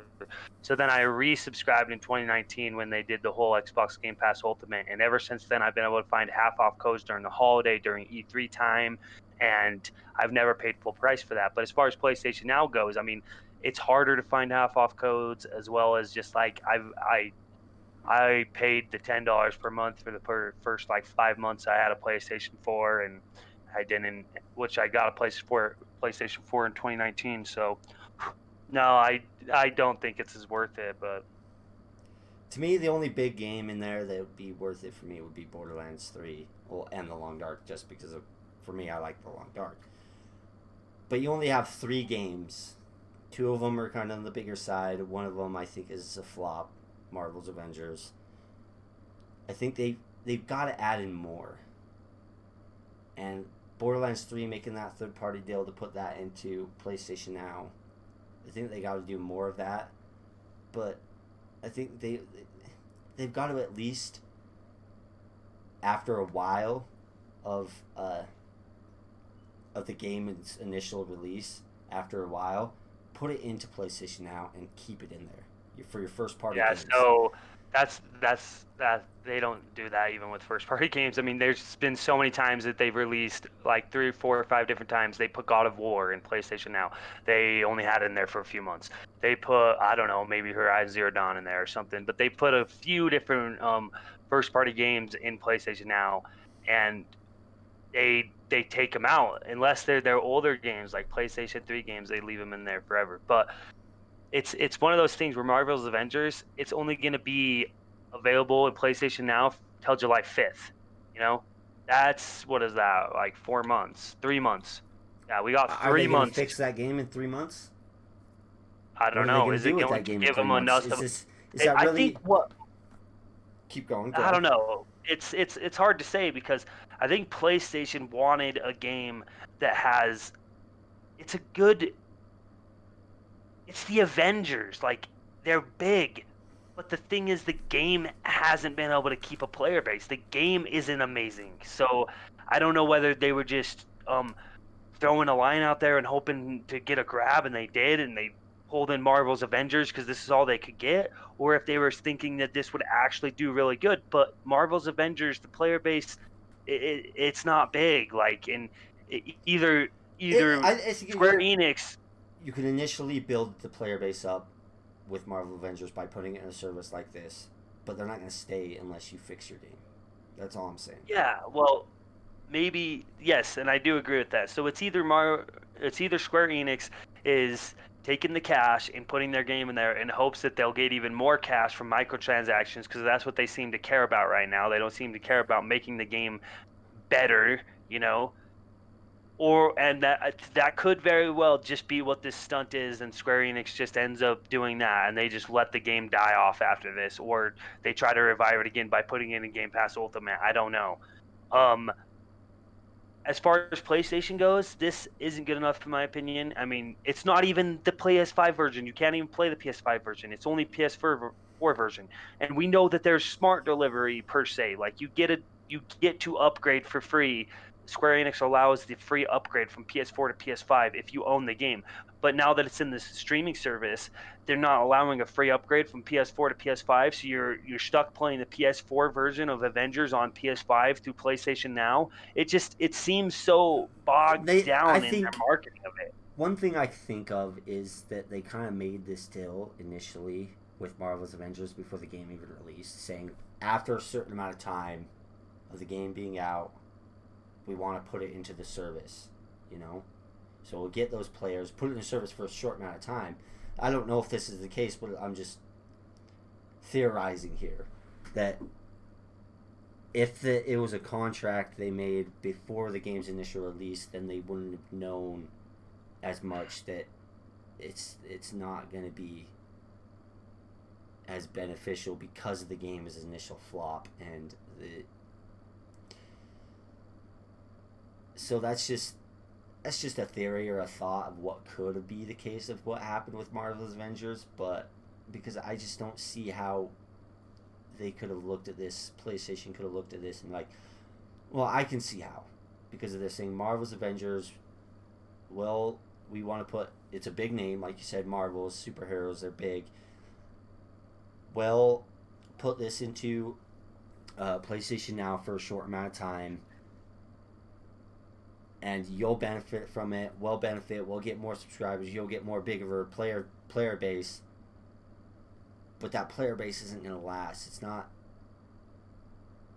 I think it may be beneficial, more beneficial for PlayStation than it would be for Square Enix, even. You know, to get those initial people into the service and to subscribe to the service, even if it's just for a month, to play that game, and then realize, yeah, there's not much here, and then it's out of PlayStation Now by the time they add in more content or fix the problems that they initially are having.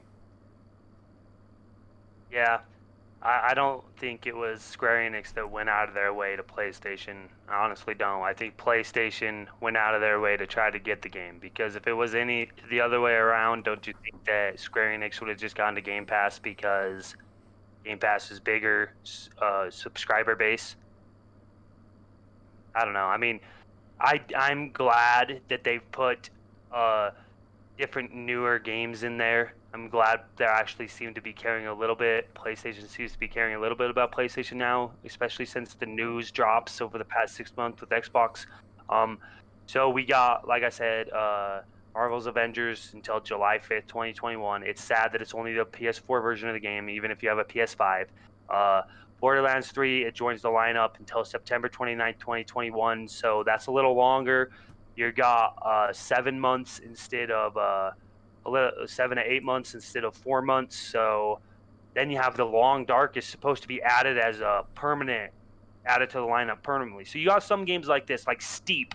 Steep was a game that came out in 2016, and it's a snowboarding game. And I actually played that game and I like it. That game has consistently and just stayed in PlayStation Now. and that was a Ubisoft title. The Long Dark is doing the same thing. It's just gonna be in PlayStation Now permanently. Is it still in Uh, Game Pass too, or is it they I make a don't know. deal? Because I know that it was in Game Pass. I mean, I I don't own know. the game on Steam, so it doesn't matter to me. I already own the game, and I'm not gonna go subscribe to a service just for the Long Dark. But I wonder if it's like a deal, if it stays in permanently, if it has to just be in the service, or if it can be in both services permanently. Yeah, I don't know.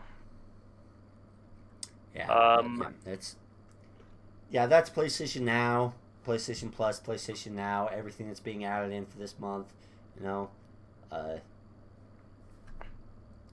yeah, that's well, that. And we'll keep it up with the next month. We'll keep uh, letting everybody know what games are coming out for this PlayStation Now, PlayStation Plus, Xbox Game Pass, and X, Xbox Live Gold. These services will just keep it up to date. But moving on from that, we're getting into the long show here. But let's get on to the next topic, bro.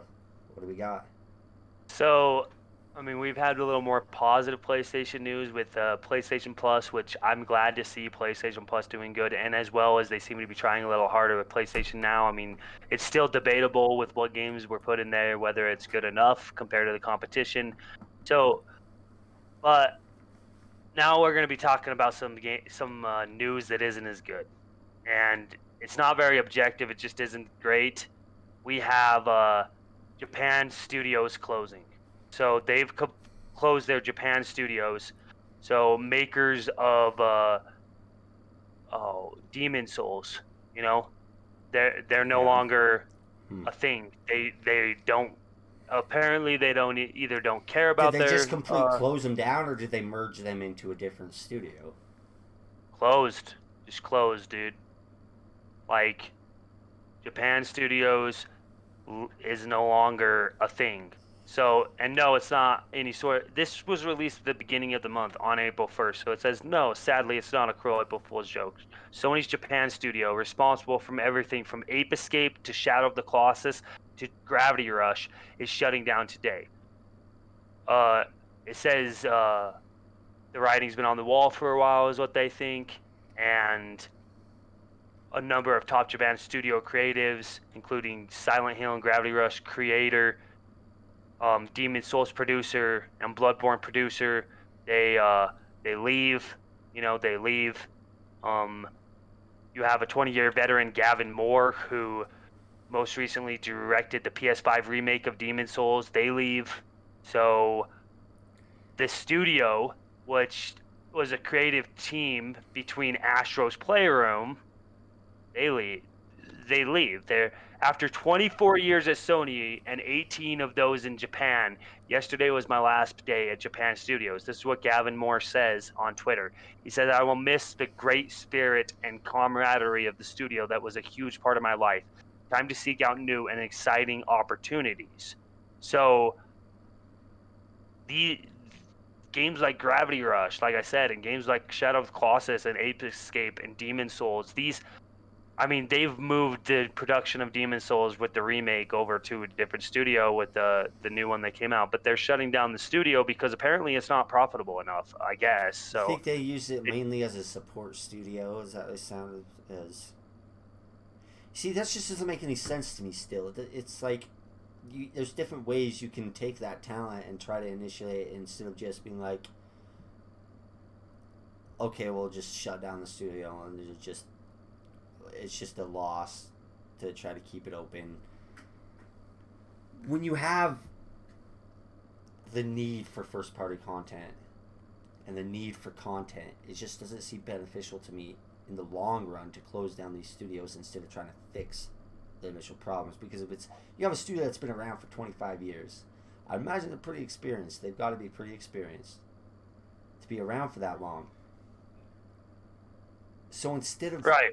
it's you see Xbox, they're buying studios, they're making first party studios. PlayStation is making some more first party studios. But if you have a Like studio, Haven. yes, like Haven, I just don't, and I'm not a developer. I don't work in this industry. I just like video games and I talk about my thoughts and stuff. So it's like whatever. But I just don't see how it could be beneficial to close down a studio when you have such a demand for content and first party content. Why not try to shift it back into your favor and fix the problems that were there, unless they just saw it as just a money pit Hit. that they couldn't keep up with, and it just gave up on them. But it's sad to So see studios closing.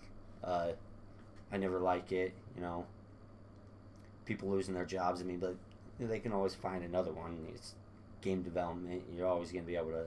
I think you'll always be able to find a new job yeah, in there's video so game many development. different Yeah, there's so many different development studios and so many different companies that want your talent. So they're going to be able to find jobs for sure. And I don't know, some of them probably did find new positions at Sony Interactive Entertainment and Sony's first party that's studios, or good. maybe they found That's good to some. hear. But a lot of them ended up leaving. I think a lot of them, they were just not happy with the way PlayStation is just shutting them down. I think they ended up leaving, and it seemed a lot of the leaders of the studio, a lot of the studio heads, they just left. It's just that they weren't happy with it. They didn't want to keep working at PlayStation after this. So, I mean, I want to point out what Lethal Terminus said. He's talking about Bloodborne and about how Japanese studios help with Bloodborne as well, and maybe we won't get a Bloodborne 2 because of this, or maybe I honestly think they still probably might make up another Bloodborne game. They'll have another person did it. They did this with Silent Hill. The original creators of Silent Hill, they got let go, and Silent Hill continued being a game. Um, Konami did the same thing, not necessarily Well, I PlayStation, think but with like Bloodborne, they it you can still always take that IP and have somebody else make it. And I think that helped on it. And you shut that down. Yeah, it can kind of hurt. It can kind of hurt it because you have all these people with the experience of making the game and creating the world that helped out with that, and you're taking that knowledge and that experience and you're terminating them, and you're like, okay, we don't want you anymore, and you're getting rid of that knowledge and that experience of people who helped build this world, this amazing world. But I think they could always come back to it, and I think with something like Bloodborne, I don't see why they wouldn't come back and do a remake, even if it's not the initial studio that helped with it. right. I think you're right in that sense. I'm pretty baffled. It's sad to see. This isn't the only bad PlayStation. I could say bad. I mean, it just depends. I mean, this is bad. This one is unobjectively, in my opinion, bad. It was a business it was a business steal or business thing. Sony decides that it's not worth it. So, I mean, I don't think it's great, but we have another section of Sony and PlayStation shutting down that I want to jump into. If you're all right with moving on, if you want, Yeah, unless you yeah. want to It's keep just on. Japan studio closed down. Not much to say. I got my thoughts on that. So let's go on to the next topic, and let's keep going through this. Right. So we have PlayStation 3, PSP, and PS Vita online stores closing down this summer. I think pretty much this is going to spell doom for the PSN as well, even if it's not right now. Just pretty much the whole online infrastructure for PlayStation 3, PSP, and PS Vita is pretty much being terminated. I don't know why. Maybe they are putting money into something that they're not getting any profit from anymore. Maybe having this online infrastructure up for these old consoles and old gaming devices and old systems just isn't worth it for them anymore. I don't know, but this is news that is dropped over the past week. So that's something that I think isn't super. Go ahead. I think it's got to be a stab in the heart to some of those people that probably still play on the PlayStation 3 PSP or even on the PSP that still have one, PS Vita. and the PS Vita or the PSP that still have one, and now your online services and the store is just gone now. That's a slap in the face. You know, you still have these people that bought your product, and they Exactly. expect it to still continue working. And then if it doesn't work, you know, it doesn't matter if they paid it years and years ago, paid for it years and years ago, and they got that years. They still, that's part of the thing when you buy something like electronics like that. You expect to be able to use it until the life of its mechanics or the Well, this physical happens all the is just time. You gone. see all Yes. this with Windows Phone. You saw this with a Ouija or whatever that small little gaming console that came out in 2013 was. You've seen this a lot. Like it's nothing new. It sucks, but it does happen. Yeah, I don't think it's good, but I can understand it. I can understand them being like, we need to out delegate money elsewhere. We can't, and these things that we're putting money into, it's just not getting enough profit. It's just not worth putting the money into it when we kind of need to shift and delegate money into a different part in a different department uh, to help push us to the future, to help us stay a company, and to help with our future plans. And then these past projects are canned and just they're they just don't want to put the time or resources into keeping up with them, and I can understand that. But as a consumer, it's a it's a punch in the gut a little bit. You know? So I want to. I don't like to compare always, but like I said, like sometimes you just got to look across the aisle and see what the other person's doing. So when you think about what Xbox is doing with their backwards compatibility, let's say, and even their online infrastructure for the Xbox 360, it's still going strong. I mean, I don't think they're going to be closing that down really anytime soon, especially because like when you're playing an Xbox 360 game, back compat game on your Xbox One, it technically is acting like an Xbox 360, and you can play with people on the Xbox 360. So this whole back compat program and initiative by Xbox has actually kept the Xbox 360 alive. So the Xbox 360 is not shutting down. The PlayStation 3 is shutting down. You know, and like Terminus says over here, Lethal Terminus, he says it wouldn't be as bad if the PS4 or the PS5 had a majority of the older games backwards compatible, but they don't. And most of the games they do have on PlayStation now that are PS3 games, they're streamable only. When you got streamable only games like that, and they're not good, like it's not good. The streaming service on PlayStation now is not reliable. I, th- I Games think don't run smooth. I think it's part of their initial plan to keep making money, is they can, because if you have people that are still playing these older games, you know, and then if you keep them up to date like Xbox is doing, there's no reason to make them make a uh, a remastered of the game and then sell it for an initial full price again for these older Right. games. So I think Sony's plan, I think they look at it as, we can take these older games that people will enjoy and love, and we can remaster them or remake them and build them up to modern times, modern days, and then sell them again.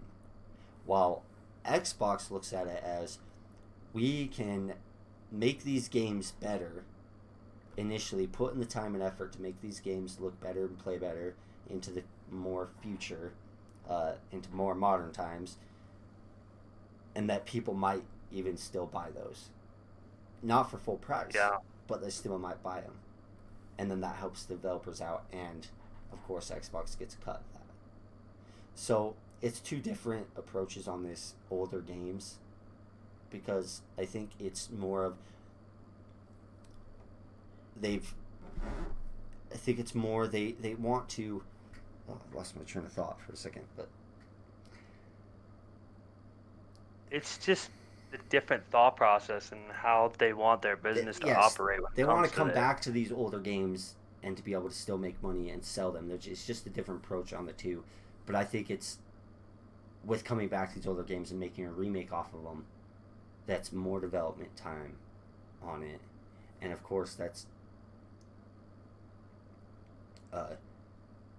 more development time and more money into making the game than it would be just doing on backwards compatibility. So therefore, it makes more sense for them to initially ask a higher price, because they're putting in more money into making that remake, more money and more work into remaking that game, versus just backwards compatibility and the technology that Microsoft's using to make it easier to bring being older games into the backwards compatibility program and bring them up to date.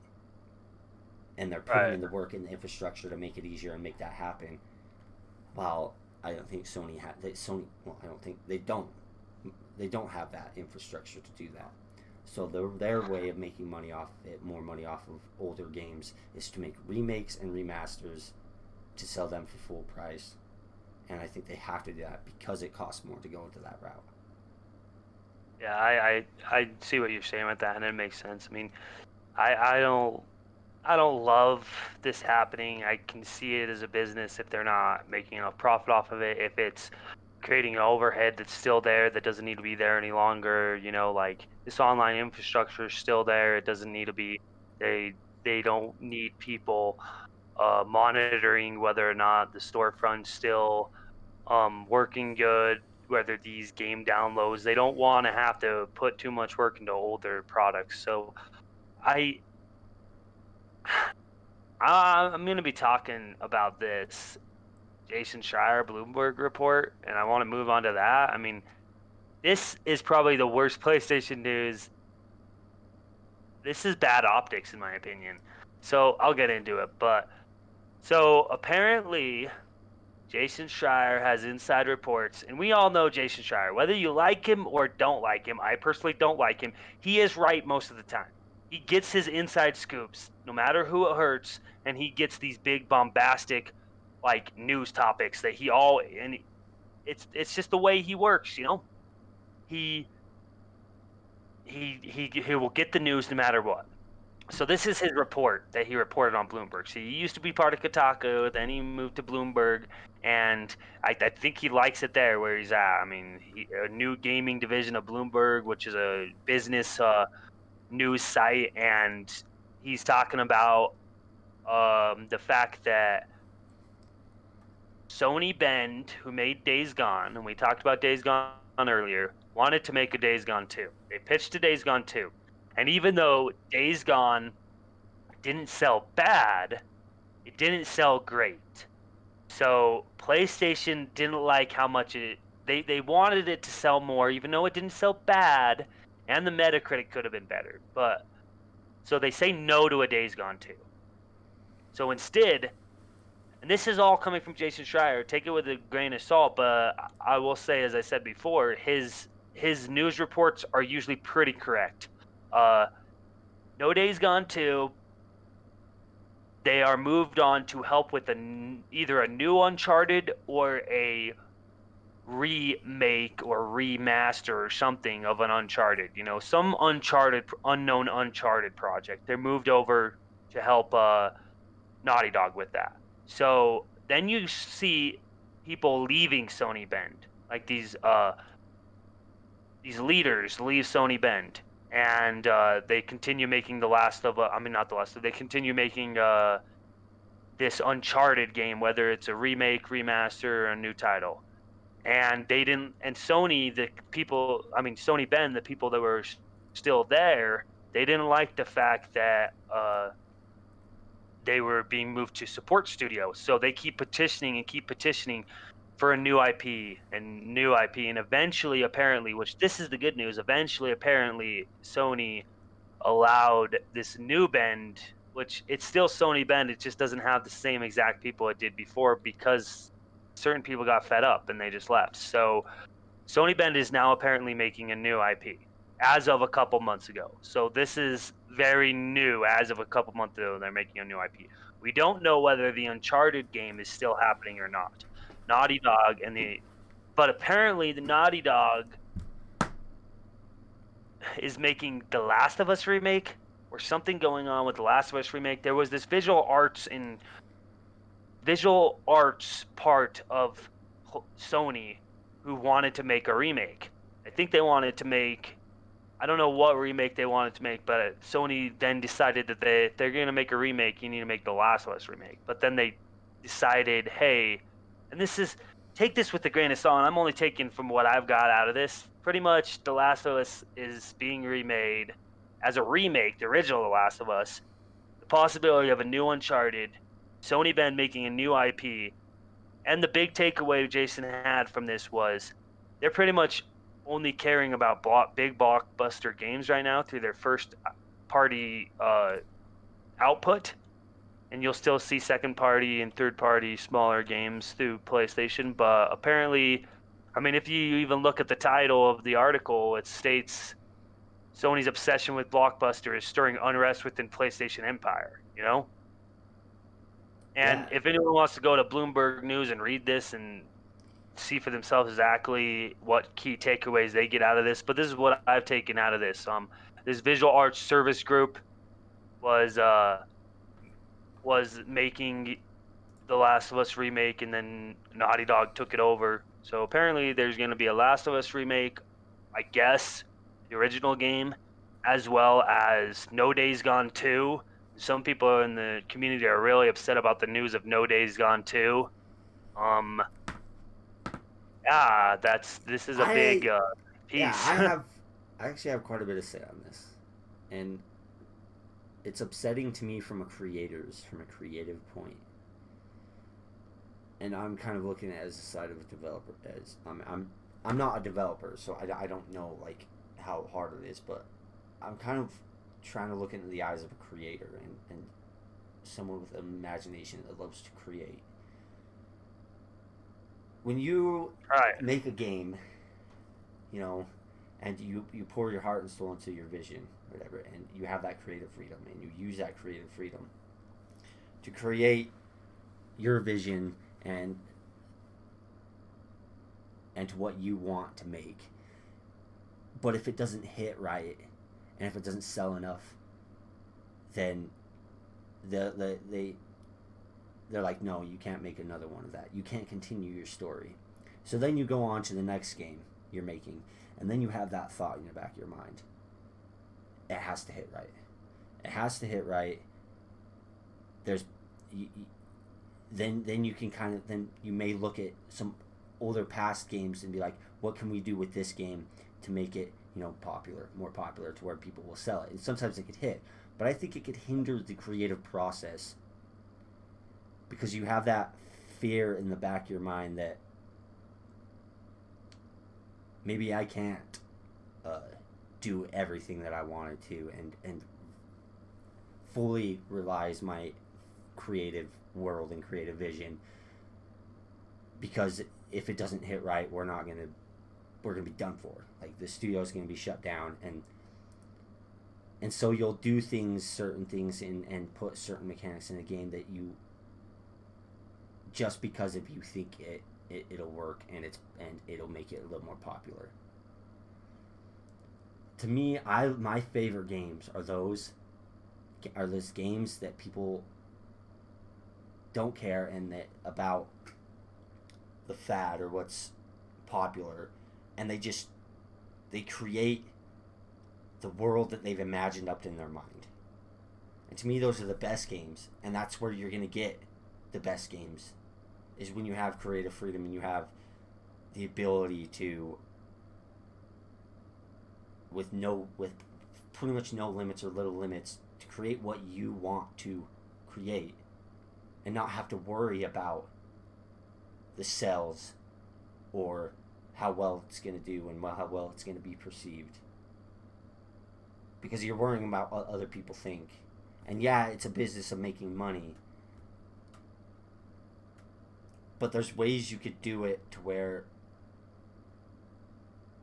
okay, you can do a different, better chance, give you another chance. And then they could look at that back of that older game, like Days Gone, and be like, okay, what can we change? What did the fans not like about this? What can we change? Let's make a better Days Gone game, a better Days Gone world. rather than not even getting that chance, just being like, no, we don't even trust you for that. As a creator, that's gotta put something in the back of your mind to think and to hinder that creative process and to give you more creative. It gives you creative limits of where you can't go and what you can't do. In my opinion, that's how I could see it with them, and so it could affect their next game. It could.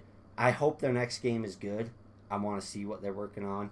I want it to be a success. I hate, like I said, I hate seeing studios getting closed down or games getting canceled. You know,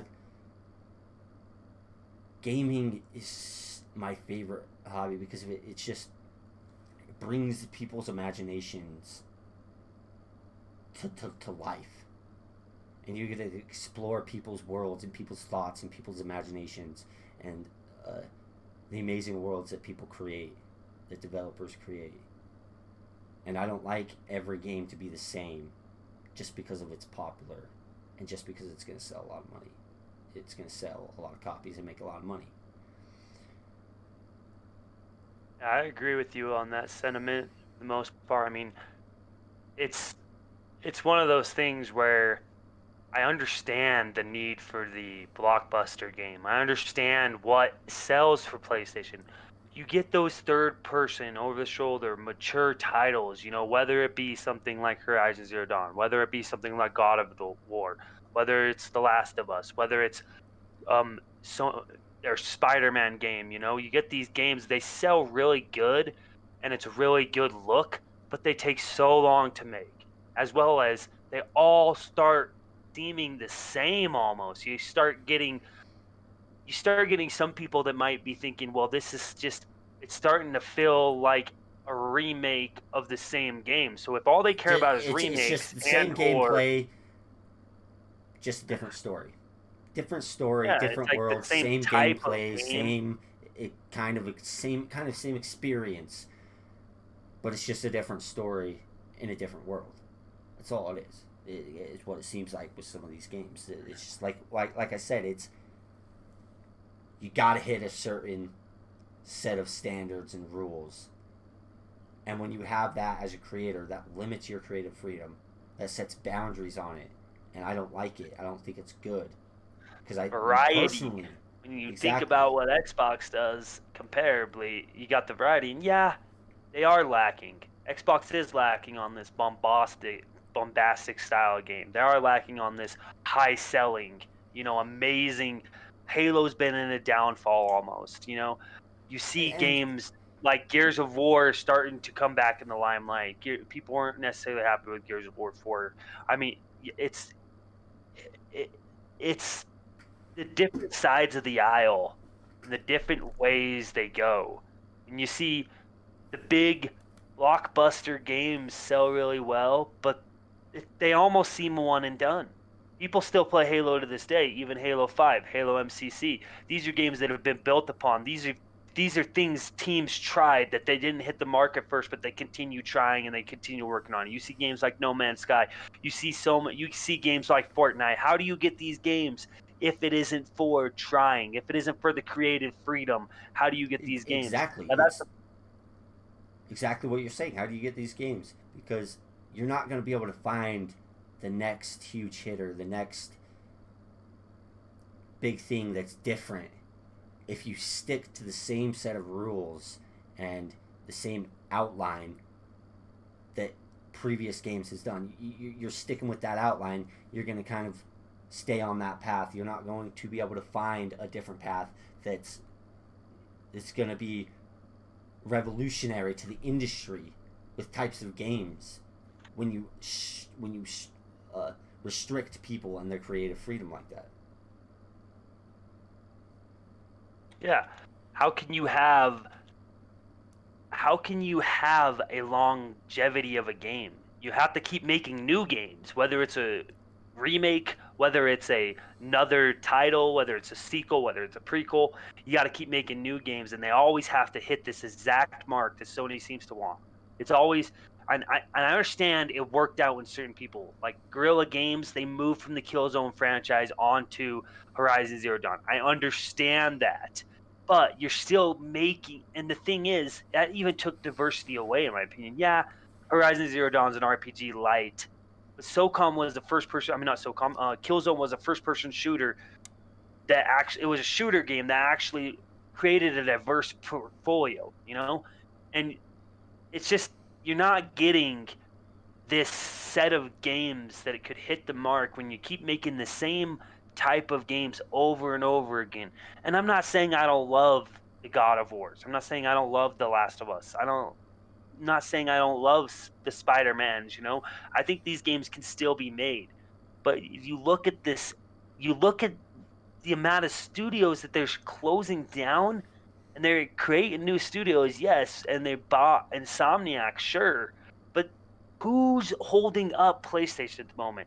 Insomniac is, they're putting the work in, right? They have Spider-Man Miles Morales, and they had the Spider-Man in the game that came out in 2018. They have the Ratchet and Clank game coming out this year. Um, and even a talk of maybe a new Sunset Overdrive. They're putting in the work, and then you have Naughty Dog. They made The Last of Us too. They've made games like Jack and Daxter, but they seem only, and Uncharted games and the big games like that, and the possibility of a new Uncharted game, as well as the possibility of a remake for Last of Us. I was thinking maybe a Last of Us 2 remaster, but I don't think that's in the cards now. Personally, I want to see The Last of Us 3, but this is sad news to me because I don't think I will see The Last of Us 3 for many, many years to come, if not ever. You know, um, they'd rather remake the first game, even though it hasn't been out for even 8 years yet. So, uh, you get these, and then you have so those are two studios holding up a mass amount of projects that they have to do, and then you got the racing game, which got Gran Turismo and that team, which got pushed, and then you have the other studios Bend apparently now is getting to make a new IP, which, I mean, San Diego is sticking right now, at least to the MLB as far as we can tell. And then you got Guerrilla Games is actually holding up a lot, and then Santa Monica Studios. So what are you talking, 5-6 studios that is holding up your whole generation? Is that what your generation is supposed to be? 5-6 studios? What are you gonna get, like 7 games all generation? Is that a game a year compared to what Xbox is wanting to do? A big game a quarter through time? Maybe it's not happening now, and yes, it's not happening now, but a game a quarter compared to a game a year? Yeah, you look at the studios that both companies have, and Sony is massively far behind now. And especially with what they say they want to do, that's going to take a lot more time, a lot more money, and a lot more studios to keep up with the amount of games and products your competition's coming out with. And at the moment, Yeah. they're not set up, and closing another studio doesn't look good. Saying no to these remakes of these games that people actually really enjoyed and really liked. Days Gone looks like a really fun. It looks like one of the better, honestly, personally to me. I think I would prefer to play Days Gone over Spider-Man, but that's because I'm not a huge superhero person. Spider-Man sold enough for them, you know Yeah, that. And I do. even It's like Spider-Man Miles Morales, was sold a lot less.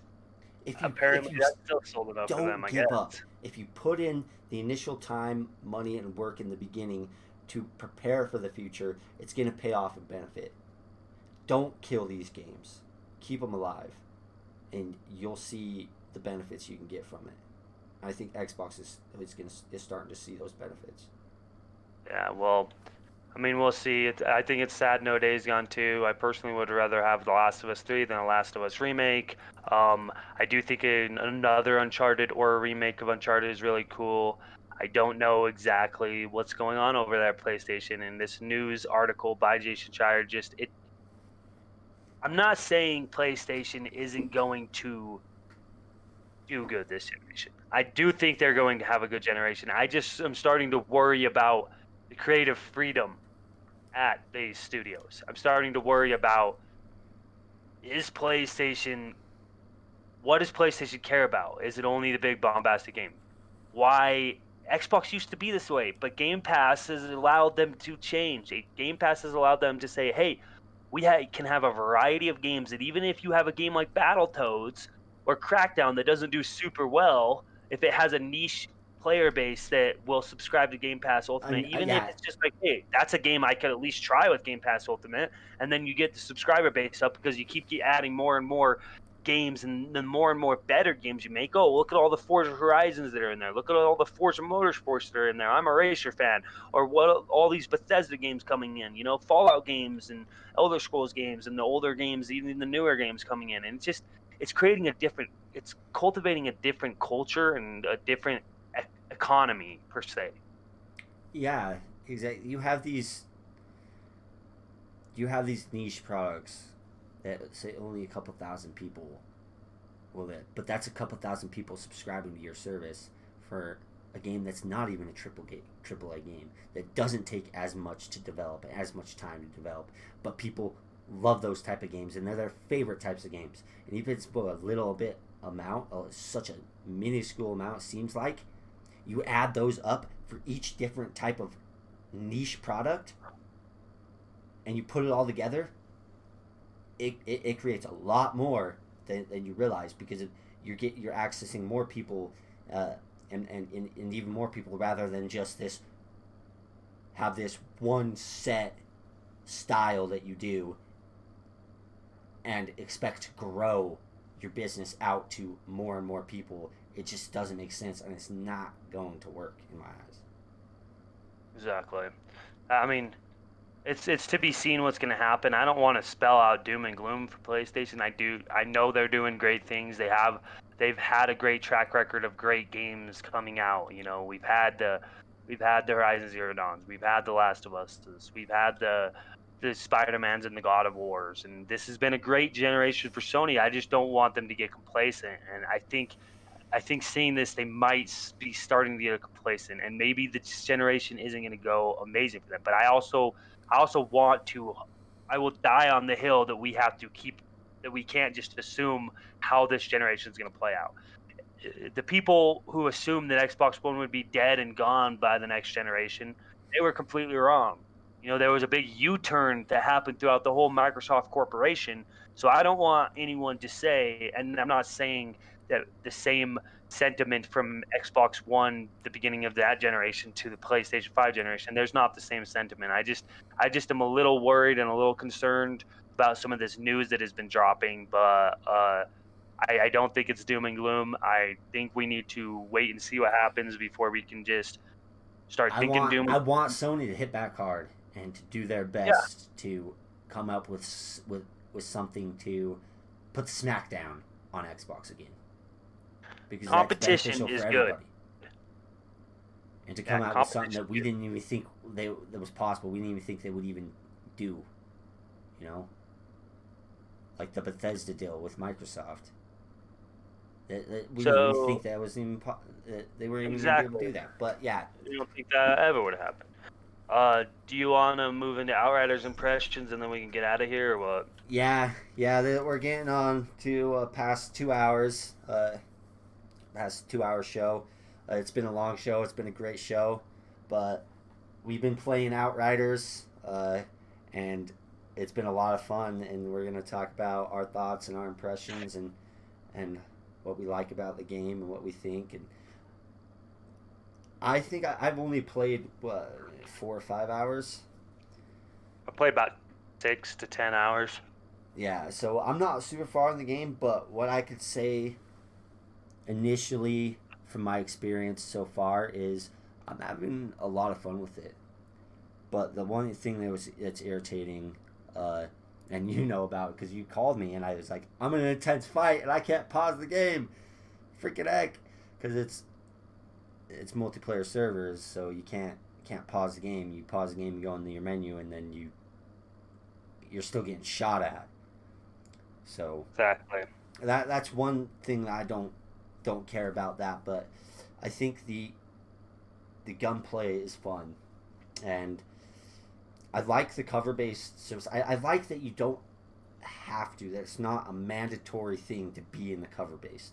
That you can build up your skills to be able to survive and have that fast paced combat. That's not always just in cover, plop up, shoot, in cover, plop up, shoot. And it's like the enemies are overwhelming. It seems like sometimes when you do that. But it's a lot of fun at a fast pace. I'm playing the what is it called? Oh, I can't even remember the class. Trickster. The Trickster, yeah, the Trickster class, and I'm having a lot of fun with it, just plopping around the map, doing fast pace and close quarters combat, and not feeling like I can't take any damage. I like being able to know that I can take a little bit of damage, but I have to play right in this situation. But if I don't play right and get kills and get shots in and avoid and dodge and move and have the right combat moves, that that's not gonna work. So it's like I like the different paths that you can go down to kind of set you in a certain play style to where one class would be a lot better in cover and further away, and one of the other ones, another one could be up close and in the fight and moving and quick and the powers, they're really cool to me. It's really fascinating. I'm having a lot of fun with it. One thing I kind of wanted to say that when I first started playing it and kind of looking back,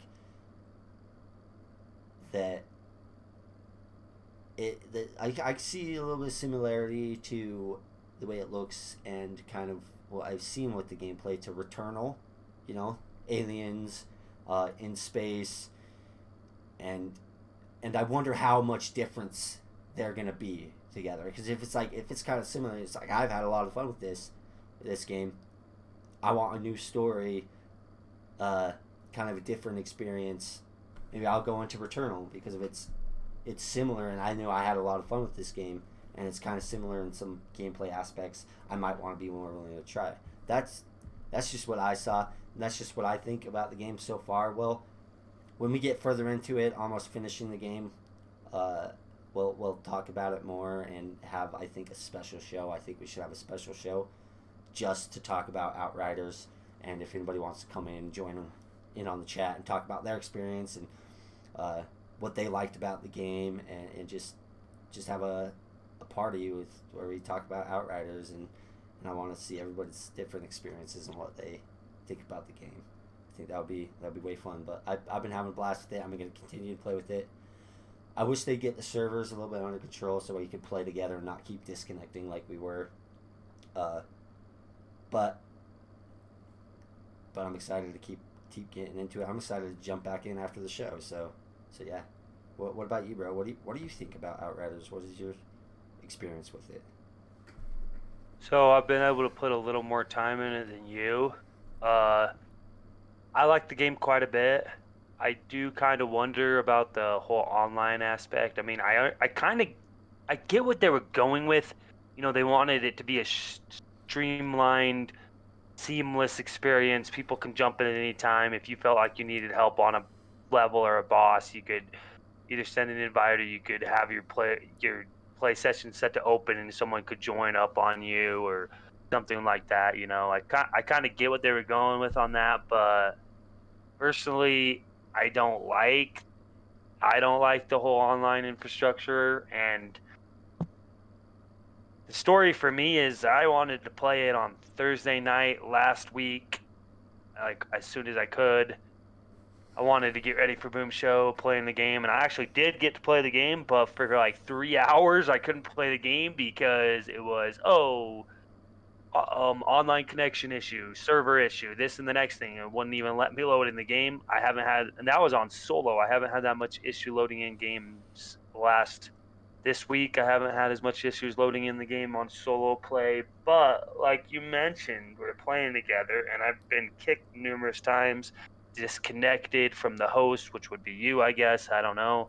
And the servers just don't seem amazing to me, and I don't understand why they couldn't have done different modes, an online mode, an offline mode, like someone who wants to play solar and maybe join up, like have you join up with co-op instead of online I wonder mandatory what the post server-based game co-op. content is going to be like. I wonder if they'll be able to jump into the world and kind of freely go, and if they'll have events in certain places. I wonder what the post game I content is going heard to the be. end game's pretty fun so far. I mean, I know a few people on Twitter got into the end game, and I've heard it's pretty good for the most part. But I think that's something we have to keep playing and see for ourselves what the end game is going to be like. I know that the campaign only goes so long, and then you hit the end game. Just like I don't know, like if it can do what Destiny 2 has been able to do, like it's not exactly like Destiny 2. I mean, the way I like to explain it is, I find it like a Gears of War Judgment, like a little bit of that, like an esque, but mainly a Oh, I mix could definitely between. see the resemblance with the Gears of War and the cover based. Uh, they there's some differences, but yeah, keep going. Sorry for interrupting. No, that's all good, as well as Destiny and Remnant from the Ashes, like a mix between those with just a hint of Gears of War Judgment is kind of what I see. So those are good games. I've enjoyed mainly. I really enjoy the combat. That's my favorite part of the game so far. Then the next part would be the story. The story, it isn't the most amazing story in the world. It's not like, it's a little cliche and a little bit like, but I like the atmosphere of the world and stuff, and I think the story's fun. It's I just think it's it's got good lore, like the yeah, good I world like the building. lore, the world building, but the combat to me is fun. I am enjoying the combat. It's not too easy. It's not too hard. I mean, I've died a few times, 5 to 10 times throughout my play time, but it doesn't feel impossible. It feels like one of those deaths where it's like, well, need to figure out like how to beat it instead of just like this is a bunch of BS. Like I keep dying Yeah, by. you can change your abilities and kind of make it and push it towards your change your style up a little bit each time you go back into it. Try something new and different to beat it and see what works and what doesn't. Exactly. I mean, personally, I like the game. I'm gonna keep playing it. If it wasn't for Game Pass, I wouldn't be playing it. Snipers, they can be, they can, they're pretty insane. It's true. Uh, I know they did some nerfs, which some people are unhappy about because they're saying you're not even getting the game completely up to par with people being able to play and everything. You are starting to do some nerfs. I think that's what the update was about. I don't know which classes got nerfed. Uh, the one I'm playing as still seems fine. I like the Devastator quite a bit. I mean, I'm pretty much a tank for the most part. Certain abilities. I'm playing Devastator. You're playing Trickster. So far, I'm liking the game a lot. It's not the type of game I'm putting hours and hours into at a time. It's more of a game that I'm coming back to. Play a couple hours, go do something else. Play a couple hours, go do something else. Then the next day, I'll play a couple hours, and do something else and play a couple hours. It's not like a game that I'm spending 10 straight hours in, but I like it. I mean, I'm excited to keep playing. I think it's worth it, especially if you're a Game Pass subscriber, and even if you're not, I think it's worth it. I think it's a good game. It's it's worth trying out at least. Yeah, It's in Game Pass. You might as well not try it. If you don't like it, you don't like it. Okay, there's nothing true. wrong with that, and you don't have to pretend that you like it just because of it's popular in the news right now, and uh, people are saying they like it. If you don't like it, you don't like it. Just try it out, and if you got Game Pass, I don't think there's any reason not to. Yeah, I mean, MCC's got a season 6 coming out. I know that's been in the news. I haven't really got much into that. I don't know what's going on with the too much about that because I've been taking a break from Halo at the moment. I'm pretty much just too hyped for Infinite.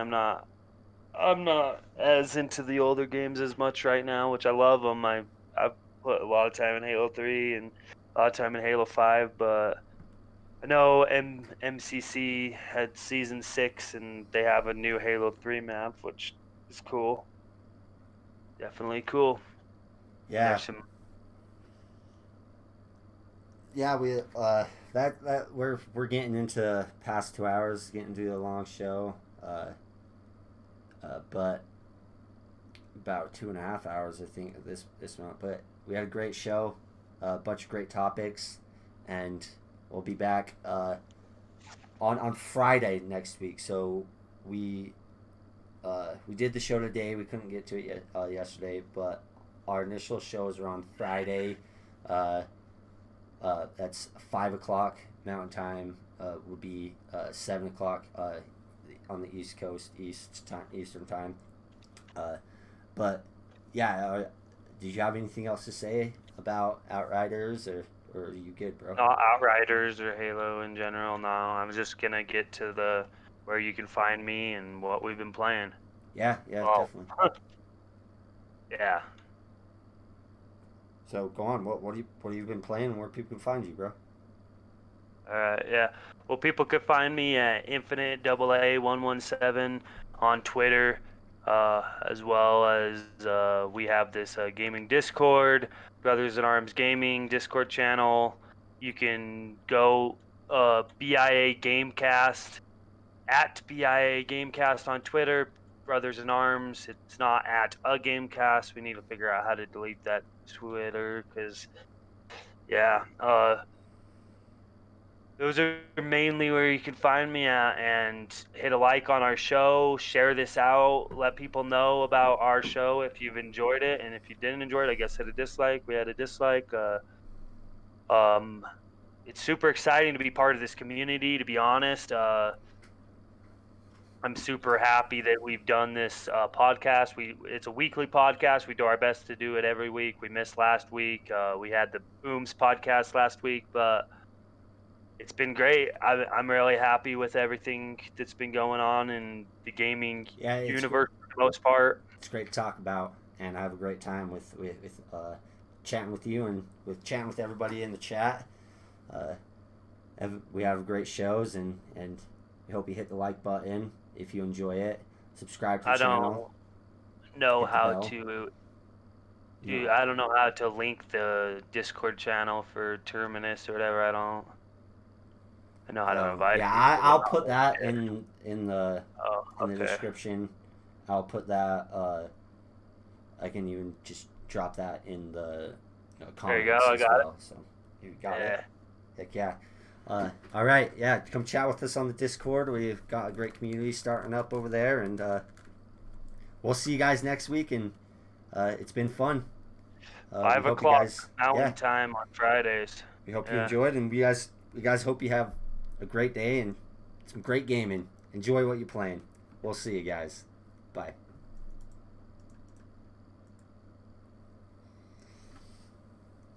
All right.